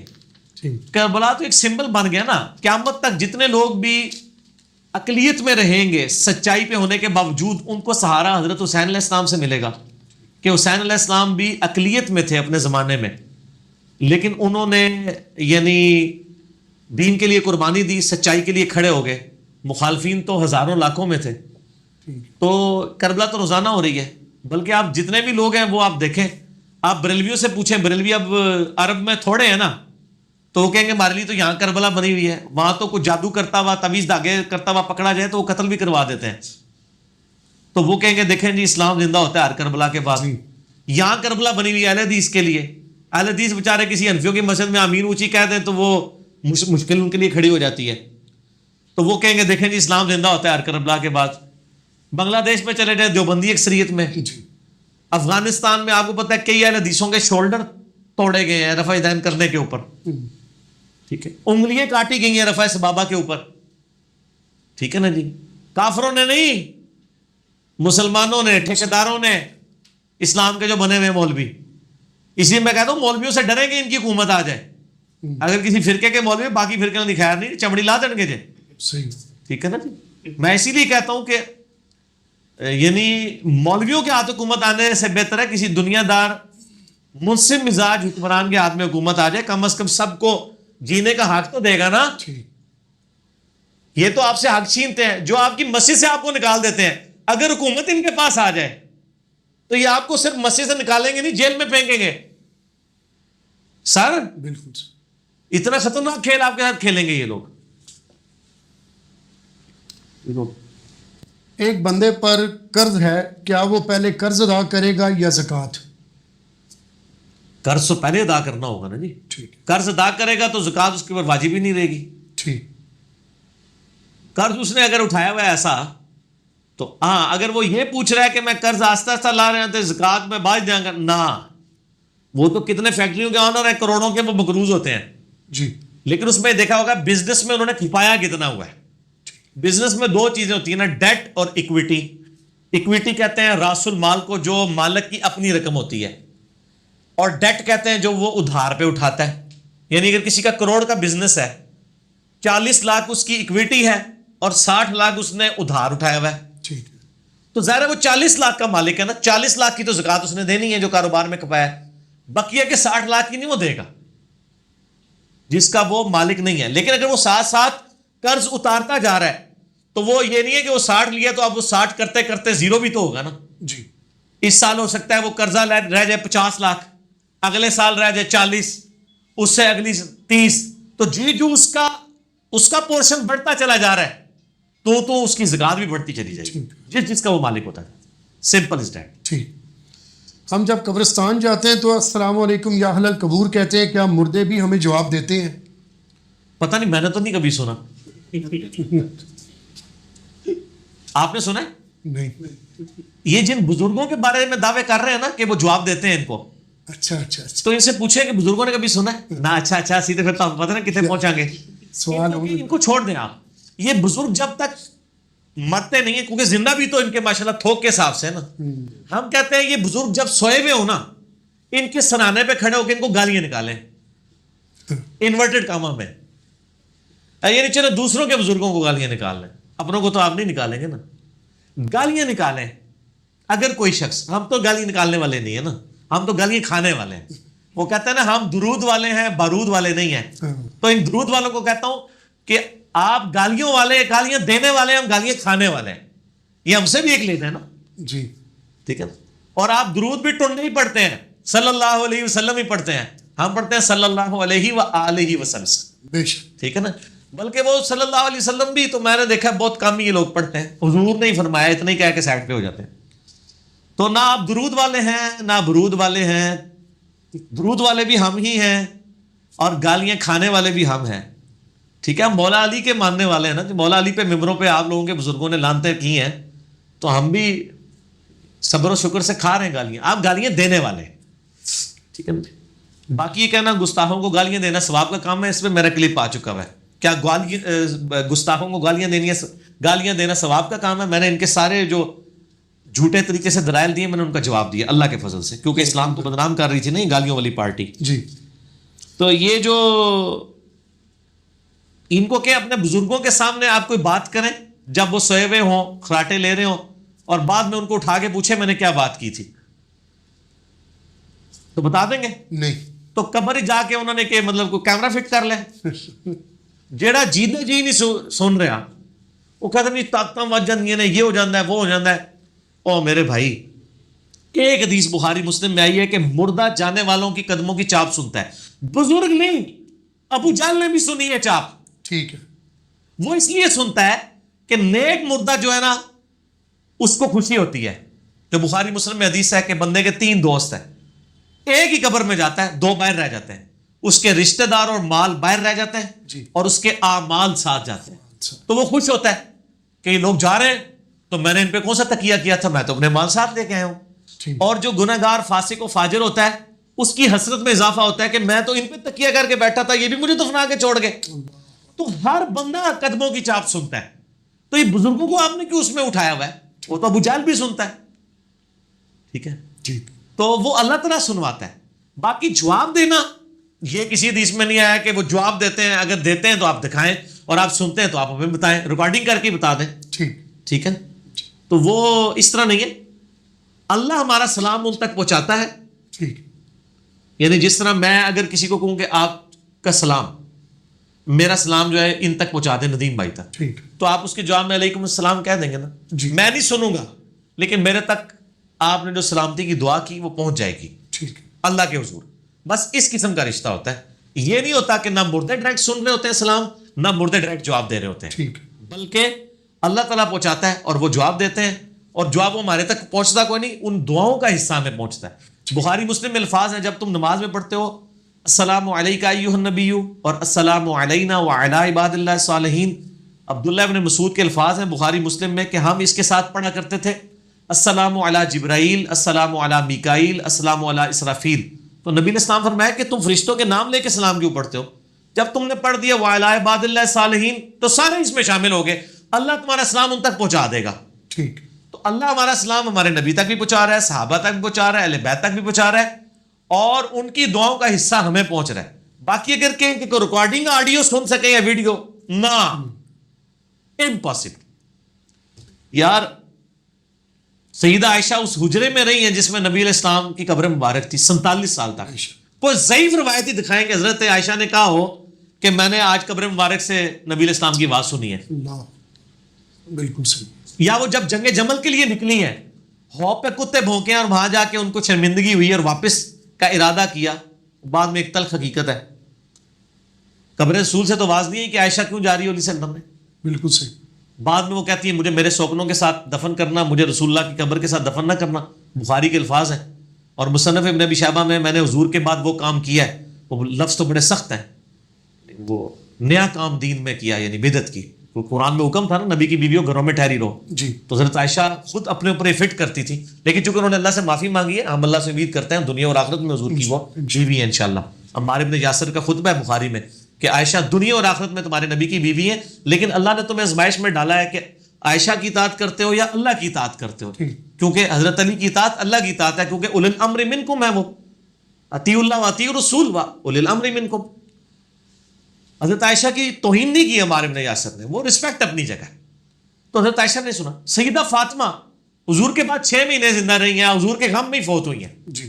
تو انہوں نے تو کہیں حضور صلی اللہ علیہ وسلم کو, بخاری کے الفاظ ہیں انس تم لوگوں کے دلوں نے کیسے گوارا کیا کہ رسول اللہ کے اوپر مٹی ڈال دو. ٹھیک ہے, ان کو کسی نے ہنستے ہوئے نہیں دیکھا. انہوں نے تو کبھی نہیں کہا کہ مجھے آج حضور خواب میں آئے تھے, آج مجھے حضور جو ہے وہ صلی اللہ علیہ وسلم کی آواز آئی تھی. آج کل ہر چوتھے بندے کو خواب آیا ہوا ہے.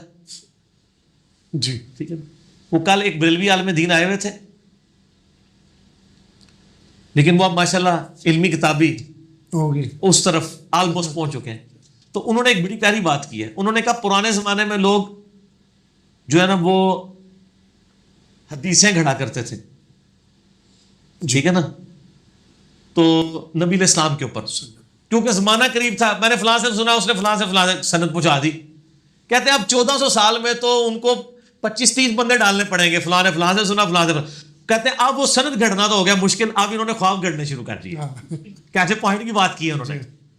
کہتے بھی صحابہ تابعین کے زمانے میں, مسلم شریف کے مقدمے میں ہے, امام مسلم لکھتے ہیں کہ مدینے میں 100 نیک لوگ تھے تبع تابعین میں سے, جن کے نیک ہونے پہ بھی اتفاق تھا اور اس پہ بھی اتفاق تھا کہ حدیث ان سے نہیں لی جائے گی, حدیث میں یہ جو ہے وہ نیک نہیں ہے. ہار سنی سنائی بات آگے کر دیتے ہیں. یعنی یہ تابعین میں سب سے زیادہ جھوٹے لوگ پیدا ہوئے ہیں جنہوں نے حدیثیں گھڑی ہیں صحابہ کے زمانے کے اندر. ٹھیک ہے, میرا اس کے اوپر ایک کلپ بھی ہے, وہ کراچی کا جو ایکٹر مولوی ہے اس کے جواب میں, شیخ زبیر صاحب کے جواب میں, کیا صحابہ کے زمانے میں جھوٹ بولا جاتا تھا. تو میں نے بتایا کہ مسلم کے مقدمے میں لکھا ہوا ہے کہ صحابہ کے زمانے میں ہی تابعین نے جھوٹی حدیثیں گھڑی, اور حکمت تو وہ تابعی تھے نا. اب آپ ان کو کہتے ہیں فاسق و فاجر تھے, جیسے آپ ساری حرکتیں کر کے بھی مسلمان ہی ہیں نا, آپ سے ہم اسلام نہیں نہ چھینتے. اس طریقے سے صحابہ کے زمانے میں جو کلمہ کو مسلمان تھے انہوں نے حدیثیں گھڑی ہیں, ہم ان سے تابعیت نہیں چھین سکتے. ہم کہیں گے وہ برے تابعی تھے اور جو اچھے والے تھے وہ اچھے تابعی تھے. تابعی تو تھے, وہ صحابہ کو تو دیکھا ہوا تھا انہوں نے. تو اس زمانے میں بھی حدیثیں گھڑی گئی ہیں, آپ کو پتہ ہے یہ بات. اس زمانے میں جب اتنے برے برے کام ہوئے ہیں تو یعنی آج کے زمانے میں بھی اگر ہوتے ہیں تو اس میں پریشانی نہیں ہونی چاہیے. تو بڑی اچھی بات ان کی کہ اس زمانے میں لوگ سند گاڑ لیتے تھے, کیونکہ 2-3 بندے ہی پاڑے پہنتے سن نا. ایک بندہ کہتے ہیں میں نے حسن بصری سے سنا, انہوں نے انس ابن مالک سے, انہوں نے نبی علیہ السلام سے. ہوں جو کوئی بریلوی دیوبندی یا حدیث یا مولوی کہے کہ میں نے فلانے سے سنا, میں نے فلانے سے سنا, کتنے بندے بھی پائے گا. ٹھیک ہے, 1400 سال جنگل عبور کرنا پڑے گا. تو انہیں کہا بھائی یہ اوکھا کام ہے, چپ کر کے خواب ہی پڑھاؤ, خواب ہی تو تمہیں کوئی روایت کرنے کی ضرورت نہیں. یعنی ایک اسلامی بھائی کا بیان ہے کہ نبی علیہ السلام خواب میں آئے اور انہوں نے یہ فرما دیا, بس ختم. تو یہ اس لیے خواب گڑے جاتے ہیں. دیکھیں کیسے کیسے ٹروتھ ریویل ہوتے ہیں اس مجلس کے اندر. ٹھیک ہے, گھر میں لڑائی ختم کرنے کے لیے اور کاروبار میں برکت کے لیے کوئی وظیفہ بتائیں. وظیفے سے پہلے میرے بھائی اپنے آپ کو صحیح کریں. یہ جو لڑائیاں ہو رہی ہوتی ہیں نا کسی لاجک کی بنیاد پہ ہو رہی ہوتی ہے. لڑائی سے بچنے کا واحد طریقہ صبر ہے. جب آپ کہتے ہیں نا کہ مجھے میرا حق اسی دنیا میں اسی وقت چاہیے تو پھر لڑائی ہوتی ہے.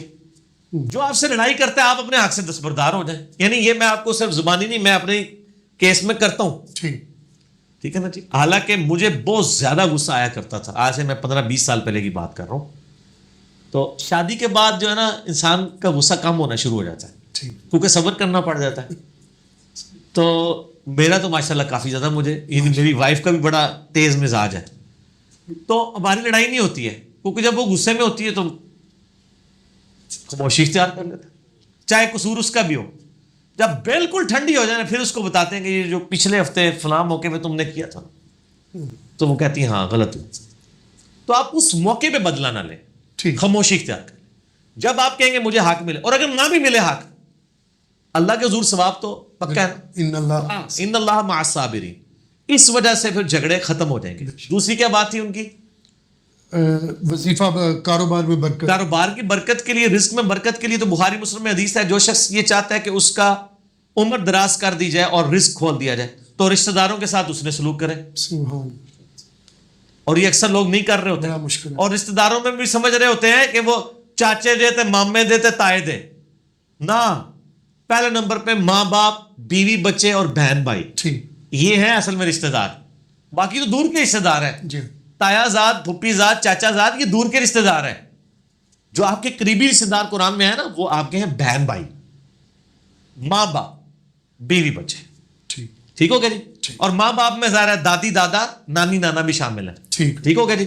ان کے ساتھ اس نے سلوک کریں. باقی وظائف میرا یوٹیوب پہ کلپ لاکھوں لوگ دیکھ چکے ہیں, 5 لاکھ سے زیادہ لوگ دیکھ چکے ہیں. مصیبت اور پریشانی سے بچنے کے 3 وظائف میں نے احادیث کی روشنی میں بتایا ہیں. لا الہ الا انت سبحانک انی کنت من الظالمین, حسبنا اللہ ونعم الوکیل, اور یا حی یا قیوم برحمتک استغیث. یہ 3 وظیفے ایک ایک بار پڑھیں, دروشی پڑھ کے اللہ سے دعا کریں, اور دعا بھی بتا دی ہے اللہم ربنا آتینا فی الدنیا حسنہ وفی الآخرۃ حسنہ وقنا عذاب النار. دنیا کی ہر پریشانی کے لیے یہ ایک ہی دعا ہے. ٹھیک ہو گیا. اس پہ بھی میرا ایک کلپ ہے, دی بیسٹ دعا کون سی ہے. بخاری مسلم کے الفاظ ہیں, یہاں پہ لکھے بھی ہوئے ہوں گے کہ صحیح بخاری کے اندر الفاظ موجود ہیں. بخاری میں 6389, مسلم میں 6840. انس بن مالک کہتے ہیں کہ نبی علیہ السلام کوئی اور دعا کریں یا نہ کریں, ہمیشہ یہ دعا ضرور کرتے تھے. باقی دعائیں چھوڑ بھی دیتے تھے, یہ دعا نہیں چھوڑتے تھے. اللہم ربنا آتینا فی الدنیا حسنہ وفی الآخرۃ حسنہ وقنا عذاب النار. اس میں جو مولویوں نے لگا لیا نا وقنا عذاب القبر, یہ سب بدعت ہے. آخرت میں یہ سب کچھ شامل ہے. بخاری مسلم کے الفاظ ہیں جو مر گیا اس کی آخرت قائم ہو گئی. دنیا میں ساری دنیا کی مصیبتیں اس میں کور ہو گئی, اور آخرت میں عذاب قبر ہو, برزخ ہو, پل صراط ہو, میزان عمل ہو, سب کی سب چیزیں آخرت ہیں, دونوں کور ہیں. اور یہ دعا اتنی زبردست ہے کہ مسلم میں الفاظ ہیں, صحیح مسلم میں حدیث ہے, مشکات میں بھی آپ کو دعاؤں والے چیپٹر میں مل جائے گی. نبی علیہ السلام ایک صحابی کی عیادت کے لیے گئے, اور حدیث کے الفاظ ہیں وہ چڑیا کی طرح سوکھ کے پتلا ہو چکا ہوا تھا. آپ صلی اللہ علیہ وسلم نے اس کی جب یہ حالت دیکھی نا, وہ آپ نے فرمایا تو اللہ سے کیا مانگتا ہے؟ اس نے کہا یا رسول اللہ, میں اللہ سے ایک ہی دعا کرتا ہوں کہ یا اللہ جو تو نے مجھے آخرت میں عذاب دینا ہے نا, دنیا میں دے لے. استغفر اللہ واتوب الیہ. یہ اکثر لوگ کیا بھی دے دینا, منو تو اللہ نے چھوٹا ہی دوزخ کھینچا ہے, انشاءاللہ تو ہم دوزخ ہی چھوٹے گا. کیونکہ بخاری مسلم کے الفاظ ہے, میں اپنے بندے کے گمان کے قریب ہوں. میں ہمیشہ اللہ سے یہ گمان کرتا ہوں کہ انشاءاللہ مجھے اللہ بلا حساب و کتاب بخش دے گا انشاءاللہ. میں حساب و کتاب کے قابل ہی نہیں ہوں, تو میں اللہ سے یہی امید رکھتا ہوں, لیکن خالی کھلی امید نہیں, کوشش بھی کرتا ہوں. ٹھیک ہے. بخاری مسلم کے الفاظ ہیں, محض کوئی اپنے اعمال کی بنیاد پہ جنت میں نہیں جائے گا. جب تک اللہ کی رحمت نہ ہو. ایک صحابی نے جرت کر کے پوچھا یا رسول اللہ آپ بھی؟ فرمایا ہاں مجھے بھی جب تک میرے رب کی رحمت ڈھانپ نہ لے میں بھی جنت میں نہیں داخل ہو سکتا. رحمت الگ سے ضرورت ہے، امال بھی. تو مسلم کے الفاظ ہے، آپ نے پوچھا تو اللہ سے کیا مانگتا ہے؟ تو کہا یا رسول اللہ میں کہتا ہوں جو آخرت میں عذاب دینا ہے دنیا میں. آپ فرمایا سبحان اللہ. یہ آپ حیرانگی میں کہا کرتے تھے اللہ پاک ہے غلطیوں سے، یعنی تو اتنی بڑی غلطی کر رہا ہے. اوے کیا تو اس چیز کا اہل ہو سکتا ہے کہ اس دنیا میں بھی اللہ کا عذاب برداشت کرے؟ اور تجھے تو اللہ سے مانگنا چاہیے تھا ربنا آتنا فی الدنیا حسنہ وفی الآخرۃ حسنۃ وقنا عذاب النار. صحابہ کہتے ہیں اس نے یہ دعا کی تو دنوں ہی میں اس کی صحت واپس آ گئی، بالکل جیسے مردہ زندہ ہوتا ہے نا وہ ٹھیک ہو گیا. یہ فنیٹک قسم کی اپروچ نہیں ہونی چاہیے. صوفیاء میں یہی تھی نا، گندے کپڑے، ننگے پھرنا، فاقے کرنا، اور وہ کہتے ہیں بس اس طرح ہی رہو تو اللہ کو حاصل کرو گے، بیوی بچے رکھنے کی ضرورت نہیں ہے. اور نبی علیہ السلام کیا کہہ رہے ہیں دنیا میں حسنہ آخرت میں بھی حسنہ. بخاری مسلم کے الفاظ ہیں، امام بخاری نے اس پہ باب بند ہے کہ عبادت کے اندر غلو کرنا مکروہ ہے. اور مجھے یاد ہے جب میں بریلوی تھا میں اپنے بریلوی علماء کے پاس یہ حدیثیں لے کے جاتا تھا کہ یہ صوفیاء کس قسم کے دین پہ عمل کرتے رہے ہیں، نبی علیہ السلام کی تو یہ تعلیمات ہی نہیں ہے. تو وہ کہتے تھے ان حدیثوں کو نہ پڑھا کریں آپ. تو ان کو پتا تھا کہ یہ کہیں علمی کتابی نہ ہو جائے، یہ ٹنی سے سنی نہ بن جائے جی. اور اللہ کے فضل سے بن گئے الحمدللہ، سنی بن گئے، صحیح والے سنی، کتاب و سنت والے، سن سنا کے سنی نہیں. تو بخاری مسلم میں الفاظ ہے، یہ حدیث آپ کو کتاب و سنت کو مضبوطی سے پکڑنے والا چیپٹر مشکات کا اس میں بھی مل جائے گی، اور بخاری میں نکاح والے چیپٹر کے شروع میں آپ کو یہ حدیث ملے گی. یہ بخاری مسلم دونوں میں ہے. 3 اصحاب آئے نبی علیہ السلام کی غیر موجودگی میں، امہات المومنین سے انہوں نے پردے میں پوچھا کہ نبی علیہ السلام ہے؟ ان کا نبی علیہ السلام تو نہیں ہے. تو انہوں نے کہا اچھا آپ صلی اللہ علیہ وآلہ وسلم کے بارے میں آپ ہمیں بتائیں کہ آپ کی عبادت کیسی ہے. تو امہات المومنین نے بتایا کہ آپ صلی اللہ علیہ وآلہ وسلم ایک نارمل انسان ہے، آپ نفلی روزے رکھتے بھی ہیں نہیں بھی رکھتے ہیں، رات کو عبادت بھی کرتے ہیں اور سو بھی جاتے ہیں اور اپنی بیویوں کے پاس بھی جاتے ہیں. تو ان تینوں نے کہا کہ نبی وہ سمجھ رہے تھے حضور پوری رات ہی نفل پڑھتے رہتے ہیں. تھوڑے بزرگ ہی نے جھوٹ مار دینے 40 سال تک عشاء کے وضو سے فجر کی نماز اپنے پونے پا کے رکھو. خدا کا نام ہے اگر یہ آپ نے بزرگوں کی بزرگی بچانی ہے تو یہ جھوٹ بولنا چھوڑیں. یہ حرام ہے اس طرح کرنا کہ کوئی رات پوری رات جاگا رہے. بخاری مسلم دونوں میں حدیث ہے، عبداللہ بن عمر بن عاص کے باپ عمر بن عاص نے شکایت کی کہ عبداللہ بن عمر بن عاص کی بیوی نے مجھے شکایت کی ہے کہ یا رسول اللہ صلی اللہ علیہ وسلم میرا بیٹا اپنی بیوی کے پاس نہیں جاتا، پوری رات نمازیں پڑھتا ہے. آپ نے عبداللہ بن عمر بن عاص کو بلا کے ڈانٹا اور آپ نے فرمایا اے عبداللہ تیری بیوی کا بھی تجھ پہ حق ہے، تیرے جسم کا بھی تجھ پہ حق ہے، ٹھیک ہے، تیرے خاندان کا بھی تجھ پہ حق ہے. اگر روزانہ رات کو جاگے گا تو تیری آنکھیں اندھی ہو جائیں گی. رات کو آرام بھی کیا کر، اپنی بیوی کے پاس بھی جایا کر. اور یہاں آپ تذکرۃ الاولیاء پڑھیں، کئی صوفیاء کے بارے میں ملتا ہے کہ وہ نمک کا سرما لگایا کرتے تھے تاکہ رات کو عبادت کریں. لوگوں نے سبحان اللہ لعنت ہے. حضور تے اپنے صحابی نو کہہ رہے ہیں رات کو جاگنا نہیں، اندھا ہو جائے گا، بالکل سویا کر اور تھوڑی سی عبادت بھی کیا کر. تھوڑے پاپے کہتے ہیں عشاء کے وضو سے فجر کی نماز پڑھتے سن، وہ میرا پتہ کس طرح پڑھتے سن، فجر داخل ہوتی ہے نا 5 بجے، 4:55 عشاء پڑھتے سن تے 5 بجے فجر راتی گھراٹے ہی مارتے سن. جی میں انہوں پوچھ لو ہاں انج اگر کرتے نا پھر ٹھیک ہے، ورنہ دوسرے معنی میں ان کی بزرگی کو نہیں بچ دی. تو بخاری مسلم کے الفاظ ہیں، جب وہ 3 اصحاب یہ بات کر جب سنی نا تو انہوں نے کہا کہ او حضور تو بخشے بخشائے ہیں نا. ایک نے کہا میں پوری رات عبادت کروں گا، دوسرے نے کہا کہ میں روزانہ روزہ رکھوں گا، تیسرے نے کہا کہ میں تو کنوارا ہوں، میں شادی نہیں کروں گا، اللہ اللہ ہی کروں گا. یہ بات کر کے چلے گئے. نبی صلی اللہ علیہ وآلہ وسلم واپس آئے تو آپ کی ازواج نے بتایا کہ اس طرح 3 بندے آپ کو پوچھنے آئے تھے، جاتے جاتے یہ کر کے گئے.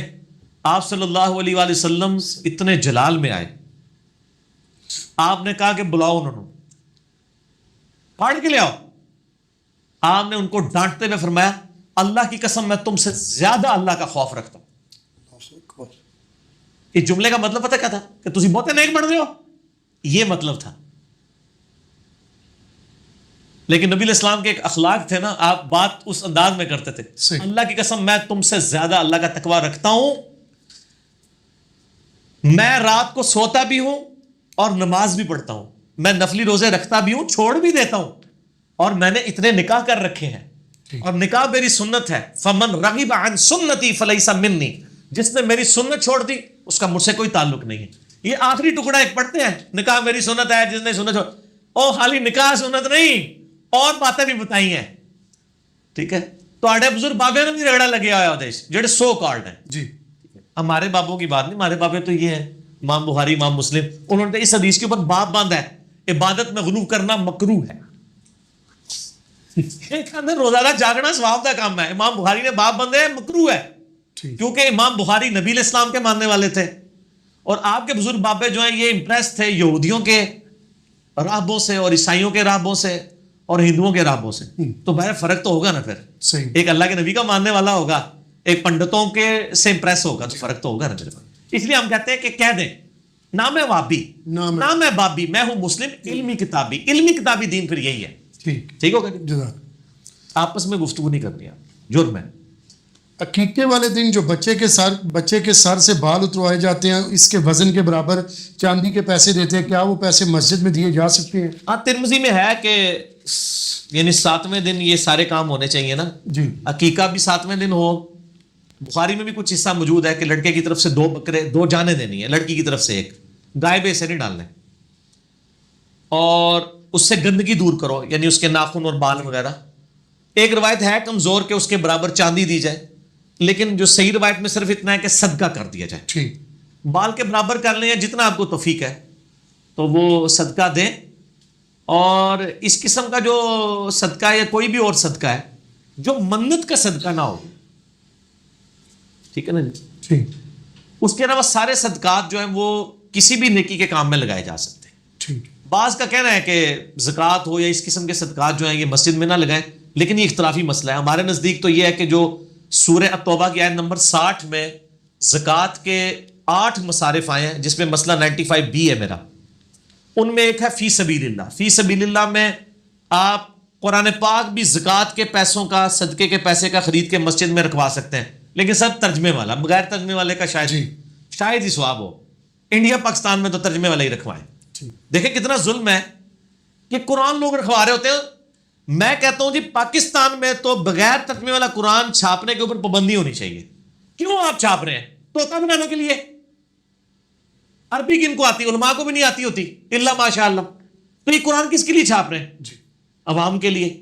تو یہ آئین میں شک ہونی چاہیے, یعنی ترمیم ہونی چاہیے کہ پاکستان میں بغیر ترجمے کے قرآن چھاپنا حرام ہے.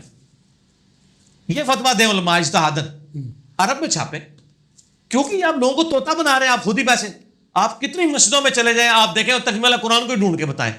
شاید ایک آدھ اور وہ بھی غلاف میں ہوگا, وہ غلاف کنے کھولنا ہے؟ غلافات بھی میں بہت سخت خلاف ہوں, قرآن پہ غلاف نہیں چڑھانا چاہیے. وہ اتنا مشکل غلاف آپ نے چڑھانا ہوتا ہے, وہ لوگ کہتے ہیں یار جو کھلا ہے وہی دیکھ لیں, غلاف اتاریں. ہاں خوبصورت الماریاں ہوں, ڈسٹ پروف, صحیح طریقے سے بند ہوں, ایلومینیم کی, شیشے لگے ہوئے ہوں, ڈسٹ نہیں جائے گی. غلاف چڑھنے کی ضرورت ہے؟ غلاف سے بڑا نقصان ہوتا ہے. وہ ترجمے والے قرآن تھوڑے مہنگے ہوتے ہیں, خوبصورت ہوتے ہیں, وہ غلاف میں ڈالتے ہیں, وہ کھول کے نہیں پڑھتا. ایون اعتکاف میں بھی وہ کہہ رہے ہوتے ہیں میں 10 قرآن مکائے نے, انہوں نے کہہ رہا یار تو 10 صفحے ہی پڑھ لے ترجمے نال, وہ فائدہ ہے, اور اس پہ عمل کر. ٹھیک ہو گیا. کیا سالی اور بھابی شرعی طور پر بہن ہو سکتی ہیں؟ نہیں, وہ والی یعنی محرم تو نہیں ہوگی, وہ نامحرم ہی ہے.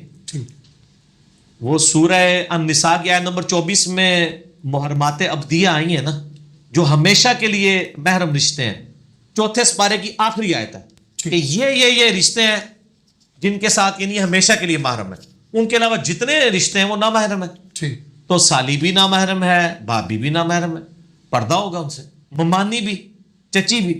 جی, اس کا آسان فارمولہ ہے کہ وہ تمام جو ہے وہ آپ کے لیے نامحرم, یعنی محرم کون سے رشتے ہوں گے کہ اگر ان میں سے ایک کو یعنی آپ یعنی جن کے ساتھ آپ کی شادی ہو سکتی ہے وہ آپ کے لیے نامحرم رشتے ہیں. کسی کی شادی اپنی بہن سے ہو سکتی ہے, محرم رشتے. اپنی بیٹی سے نہیں.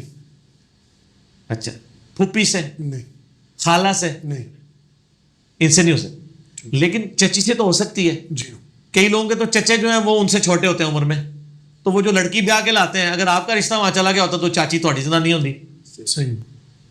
رشتہ ہو سکتا ہے نا, مامی رشتہ ہو سکتا تھا نا وہ. جی. اب یہ نہیں ہے کہ وہ آپ کی ماموں کی وائف بن گئی ہے, تو وہ تو دنیا کے کسی بھی مرد کے عقد میں جب تک کوئی عورت ہے اس سے آپ کی شادی نہیں ہو سکتی, ٹھیک, لیکن وہ ہے نا محرم ہے. وہ تو آپ کی بیوی کے ساتھ میری شادی نہیں ہو سکتی, میری بیوی کے ساتھ آپ کی شادی نہیں ہو سکتی جب تک ہمارے عقد میں ہے وہ, ٹھیک, لیکن اس کا مطلب نہیں وہ محرم ہو گئی ہیں, نہ محرم ہی ہے. ٹھیک, یعنی پاسبلٹی تو ہے نا کہ کوئی طلاق دے اور دوسرا اس کے شادی کر لے. ٹھیک ہو گیا. تو محرمات ابدیہ جو ہیں وہ قرآن کے اندر آئے سورہ نساء کی آیت نمبر 24 میں, پارہ نمبر 4 کے اینڈ کے اوپر. ان کے علاوہ تمام رشتے جو ہیں وہ نامحرمی ہوں. ٹھیک ہو گیا. اگر صبح کی نماز لیٹ ہو جائے تو اس کی نیت کیا ہوگی, رہنمائی فرمائیں. یہ جو لوگوں نے نیتیں بنائی ہوئی ہیں نا, قضا کی تھی تے فلاں کی تھی, مسلم شریف میں حدیث ہے نبی علیہ السلام ایک سفر سے واپسی پر تھے, مشورہ کیا کہ رات کا پچھلا پہر ہو گیا کہ آرام کیا جائے یا نماز تک جاگا جائے فجر کی. جی. تو زیادہ تر کا یہ مشورہ تھا کہ تھوڑی دیر آرام کر لیتے ہیں, کسی بندے کی ڈیوٹی لگا دیتے ہیں, وہ جگا دے گا. تو حضرت بلال کی ڈیوٹی لگائی گئی. وہ اونٹ کے اوپر بیٹھ کے مشرق کی طرف منہ کر کے بیٹھ کے, تاکہ وہ پو جب پھوٹے نا جی, صبح صادق والی, سورج نکلنے والی نہیں, فجر کا وقت داخل ہونے والی, ٹو لائٹ جسے انگلش میں کہتے ہیں, تو جگا دیں گے. اللہ کا کرنا ہوا ان کو بھی اونگ آ گئی. سورج اتنا بلند ہوا, نبی علیہ السلام کی آنکھ کھلی, باقی صحابہ کو اٹھایا. اب صحابہ پریشان ہے کہ نماز ختم. آپ فرمائے یہی نماز کا ٹائم ہے, اگر کوئی شخص بھول جائے یا سویا رہ جائے, تو اڈیلا سویا نہیں کہ راتی 3 بجے روزانہ سو ہوتے پھر اٹھو نہ, کبھی کبھار ایسے کیجولی ہو جائے, نہ پھکی نال نل جائے گی, مطلب نہیں کسی کو ڈنڈ دینا. تو جب اسے یاد آئے یا وہ اٹھ جائے اسی وقت نماز پڑھ لے, وہی اس کی نماز کا وقت ہے. جی. تو قضا والا تو رولے کو نہیں ہے. تو آپ صلی اللہ علیہ وآلہ وسلم نے اذان دلوائی اور جماعت کے ساتھ سورج اوپر ہے فجر کی نماز پڑھائی. ٹھیک ہو گیا. ماشاءاللہ اس پہ یہ بھی ثابت ہوا کہ یہ تہاڈی یہ جعلی قوالی ہے کہ اس وقت تک پاؤں نہیں پھوٹے گی جب تک حضرت بلال اذان نہیں دیں گے. وہ تو جھوٹ نکلیا نا. جی. وہ کہتے ہیں حضرت بلال جڑے نے ان کی اذان پہ بندی لگوائی صحابہ نے, اس دن سورج نہیں پو ہی نہیں پھوٹی. جس داڑے بلال دی ڈیوٹی لگی ہے وہ داڑے پو پھٹ گئی ہے, جس داڑے انہوں نے عزت سٹیک تے لگی سی. اگر پورا پھٹنی ہوتی تو اس دن نہیں پھٹنی چاہیے تھی, جس دن ان کی ڈیوٹی تھی. ان کی ایسے ہزاروں لوگوں کی, کیونکہ غزوہ تبوک سے واپسی پہ, غزوہ تبوک پہ 30,000 صحابہ تھے حضور کے ساتھ, کسی ایک کی بھی آنکھ نہیں کھلی ہے. ہزاروں لوگوں کی نماز حضرت بلال کے سے قضا ہوئی ہے, اس داڑے سے سورج نکلا ہے. سرکار یہ جھوٹ ہے, یہ سارے جھوٹ ہی تہاڈے بزرگ تانوں جھوٹ پڑھاندے رہے نے, انج نہیں ہوندا. ٹھیک ہے نا جی. تو جب آپ اٹھ جائیں اس وقت نماز پڑھ لیں, لیٹ نہ کریں اس کو, اور عادت نہ بنائیں, مطلب اس اعتبار سے کہ روزانہ ہی لیٹ اٹھے کوئی, یہ نہیں ہونا چاہیے کہ لیٹ ہی اٹھے. کبھی کبھار اگر لیٹ اٹھا ہے تو اسی وقت نماز پڑھ لے. اور یہ قضا اور یہ سارے علماء کی ٹرمز ہیں, نماز فوراً ہی پڑھنی چاہیے. ٹھیک ہے نا جی. اس کو نماز کو ڈیلے نہ کریں. اور زہر اثر مغرب عشاء تو میں کہتا ہوں قضا ہو ہی نہیں سکتی ہیں. زہر کا وقت جو ہے وہ 12:20 سے لے کے مغرب تک رہتا ہے. نماز جمع بھی تو ہو سکتی ہے نا جی. اگر کسی کو مجبوری ہے, عصر کے ساتھ زہر جا کے جمع کر لے یا زہر عصر کٹھی پڑھ لے. اور مغرب عشاء کا وقت تو فجر کا وقت داخل ہونے تک رہتا ہے. جی. مغرب غروب آفتاب سے لے کے فجر کا وقت داخل ہونے سے پہلے پہلے مغرب عشاء کسی بھی وقت پڑھ سکتے ہیں. نماز قضا ہو ہی نہیں سکتی. یہ قضا کی ٹرمز ویسے لوگوں نے بنائی ہوئی ہے کہ وقت گزار کے پڑھنا. باقی جان بوجھ کے وقت گزار کے کوئی لیٹ اٹھتا ہے صبح کے وقت, وہ تو بخاری میں حدیث ہے کہ نبی علیہ السلام کو ایک خواب دکھایا گیا تھا, اس میں ایک منظر آپ کو یہ دکھایا, اور نبیوں کے خواب بخاری مسلم کے الفاظ ہیں وہ وہی الہی ہوتے ہیں. ایک یہ دکھایا گیا منظر کہ ایک شخص لیٹا ہوا چت زمین پہ, ایک فرشتہ اس کے سرانے بڑا سا پتھر لے کے کھڑا ہے, اس کے سر پہ مارتا ہے, وہ اس کا سر زمین کے برابر ہو جاتا ہے, اور وہ پتھر لڑک کے تھوڑی دور تک جاتا ہے. جتنی دیر تک وہ فرشتہ پتھر لینے کے لیے جاتا ہے نا, اللہ اس کو پھر دوبارہ سر دے دیتا ہے. استغفر اللہ. پھر وہ اس کے اوپر مارتا ہے, اور یہ عذاب مسلسل جاری ہے. نبی علیہ السلام نے بعد میں حضرت جبرائیل سے پوچھا کہ یہ عذاب کس کا تھا؟ فرمایا یہ آپ کی امت کا وہ آدمی ہے جس نے قرآن بھلا دیا تھا اور نمازوں کے اوقات میں سویا رہتا تھا. سر یہ بھی ہے تو انو لوگ ادھی کا نہیں دستے ہیں, ہم آپ کو ٹوٹل پیکج بتاتے ہیں. تصویر کا یہ رخ بھی بتائیں گے, وہ رخ بھی بتائیں گے. ٹھیک ہے, یہ نہ ہو کہ مسلم کی حدیث لے کے کوئی ٹھیک ہے جی صبح اٹھ کے پڑھیں گے فجر, نہ یہ تو کیجول ہے کہ کبھی کبھار کسی کے ساتھ کوئی معاملہ ہو گیا, کوئی بے ہوش ہو گیا ہے, کوئی بھول گیا ہے, وہ الارم. ٹھیک. آج کل تو یہ مسئلے ہوتے بھی نہیں, میں آپ کو بتاؤں. الارم ہے. ایک امریکن مسلمان ہوا, میں نے اس کا واقعہ سنایا بھی تھا, مسئلہ نمبر 30 میں, نمازوں کے اوقات میں. اس کی اردو میں ترجمہ بھی ہوئی ہے کتاب, سر تسلیم خم ہے. یہ مسلمان ہوا ہے وہ 90s کے اندر. وہ کہتا ہے میں جب مسلمان ہوا نا, بڑی لمبی سٹوری ہے وہ کیسے مسلمان ہوا, مجھے ٹائم نہیں سنانے کا. الٹیمیٹلی وہ کہتا ہے میرے لیے فجر کی نماز پڑھنا بڑا مسئلہ تھا. مسلمان نہیں اٹھتے فجر کے وقت, تو ایک غیر مسلم جن کو عادت نہیں اٹھنے کی وہ کیسے اٹھیں گے. لیکن ان کو پتا تھا کہ پاکستان کے شناختی کارڈ میں مسلمان رہنے کے لیے آپ کو نماز پڑھنا ضروری نہیں ہے, لیکن اللہ کے شناختی کارڈ میں مسلمان رہنے کے لیے نماز ضروری ہے. مسلم شریف میں حدیث ہے 246 کتاب الایمان چیپٹر میں کہ بندے کے کفر اور شرک کے درمیان فرق ہی نماز ہے. جی. تو گورا چونکہ مسلمان ہوتا ہے نا, تو اس کو پتا ہوتا ہے کہ نماز پڑھے بغیر بندہ مسلمان نہیں رہتا. شناختی کارڈ والا تو مسلمان رہتا ہے. اطلاق پتہ جائے گا نا. میری یوٹیوب پہ ایک ویڈیو ہے, باغیوں کو نمازی بنانے والی ویڈیو, وہ دیکھیں تو پتہ چلے کہ نماز کیا چیز ہے. وہ کہتا میں پریشان ہو گیا کہ میں تو انڈیا پاکستان بنگلہ دیش کا مسلمان تو نہیں ہوں, تو میرے شناختی کارڈ سے تو اسلام کا نام ختم ہو جائے گا اگر میں نے فجر کی نماز نہ پڑھی. یہ میں بتا رہا ہوں. جی. تو کہتا ہے میں نے 3 گھڑیاں خریدی, یعنی نماز کا ٹائم ہے نا اگر 5 بجے, تو کہتا ہے میں نے ایک گھڑی پہ الارم لگایا ہوا تھا 4:30 بجے کا, اور وہ گھڑی میں اپنے سرانے رکھتا تھا.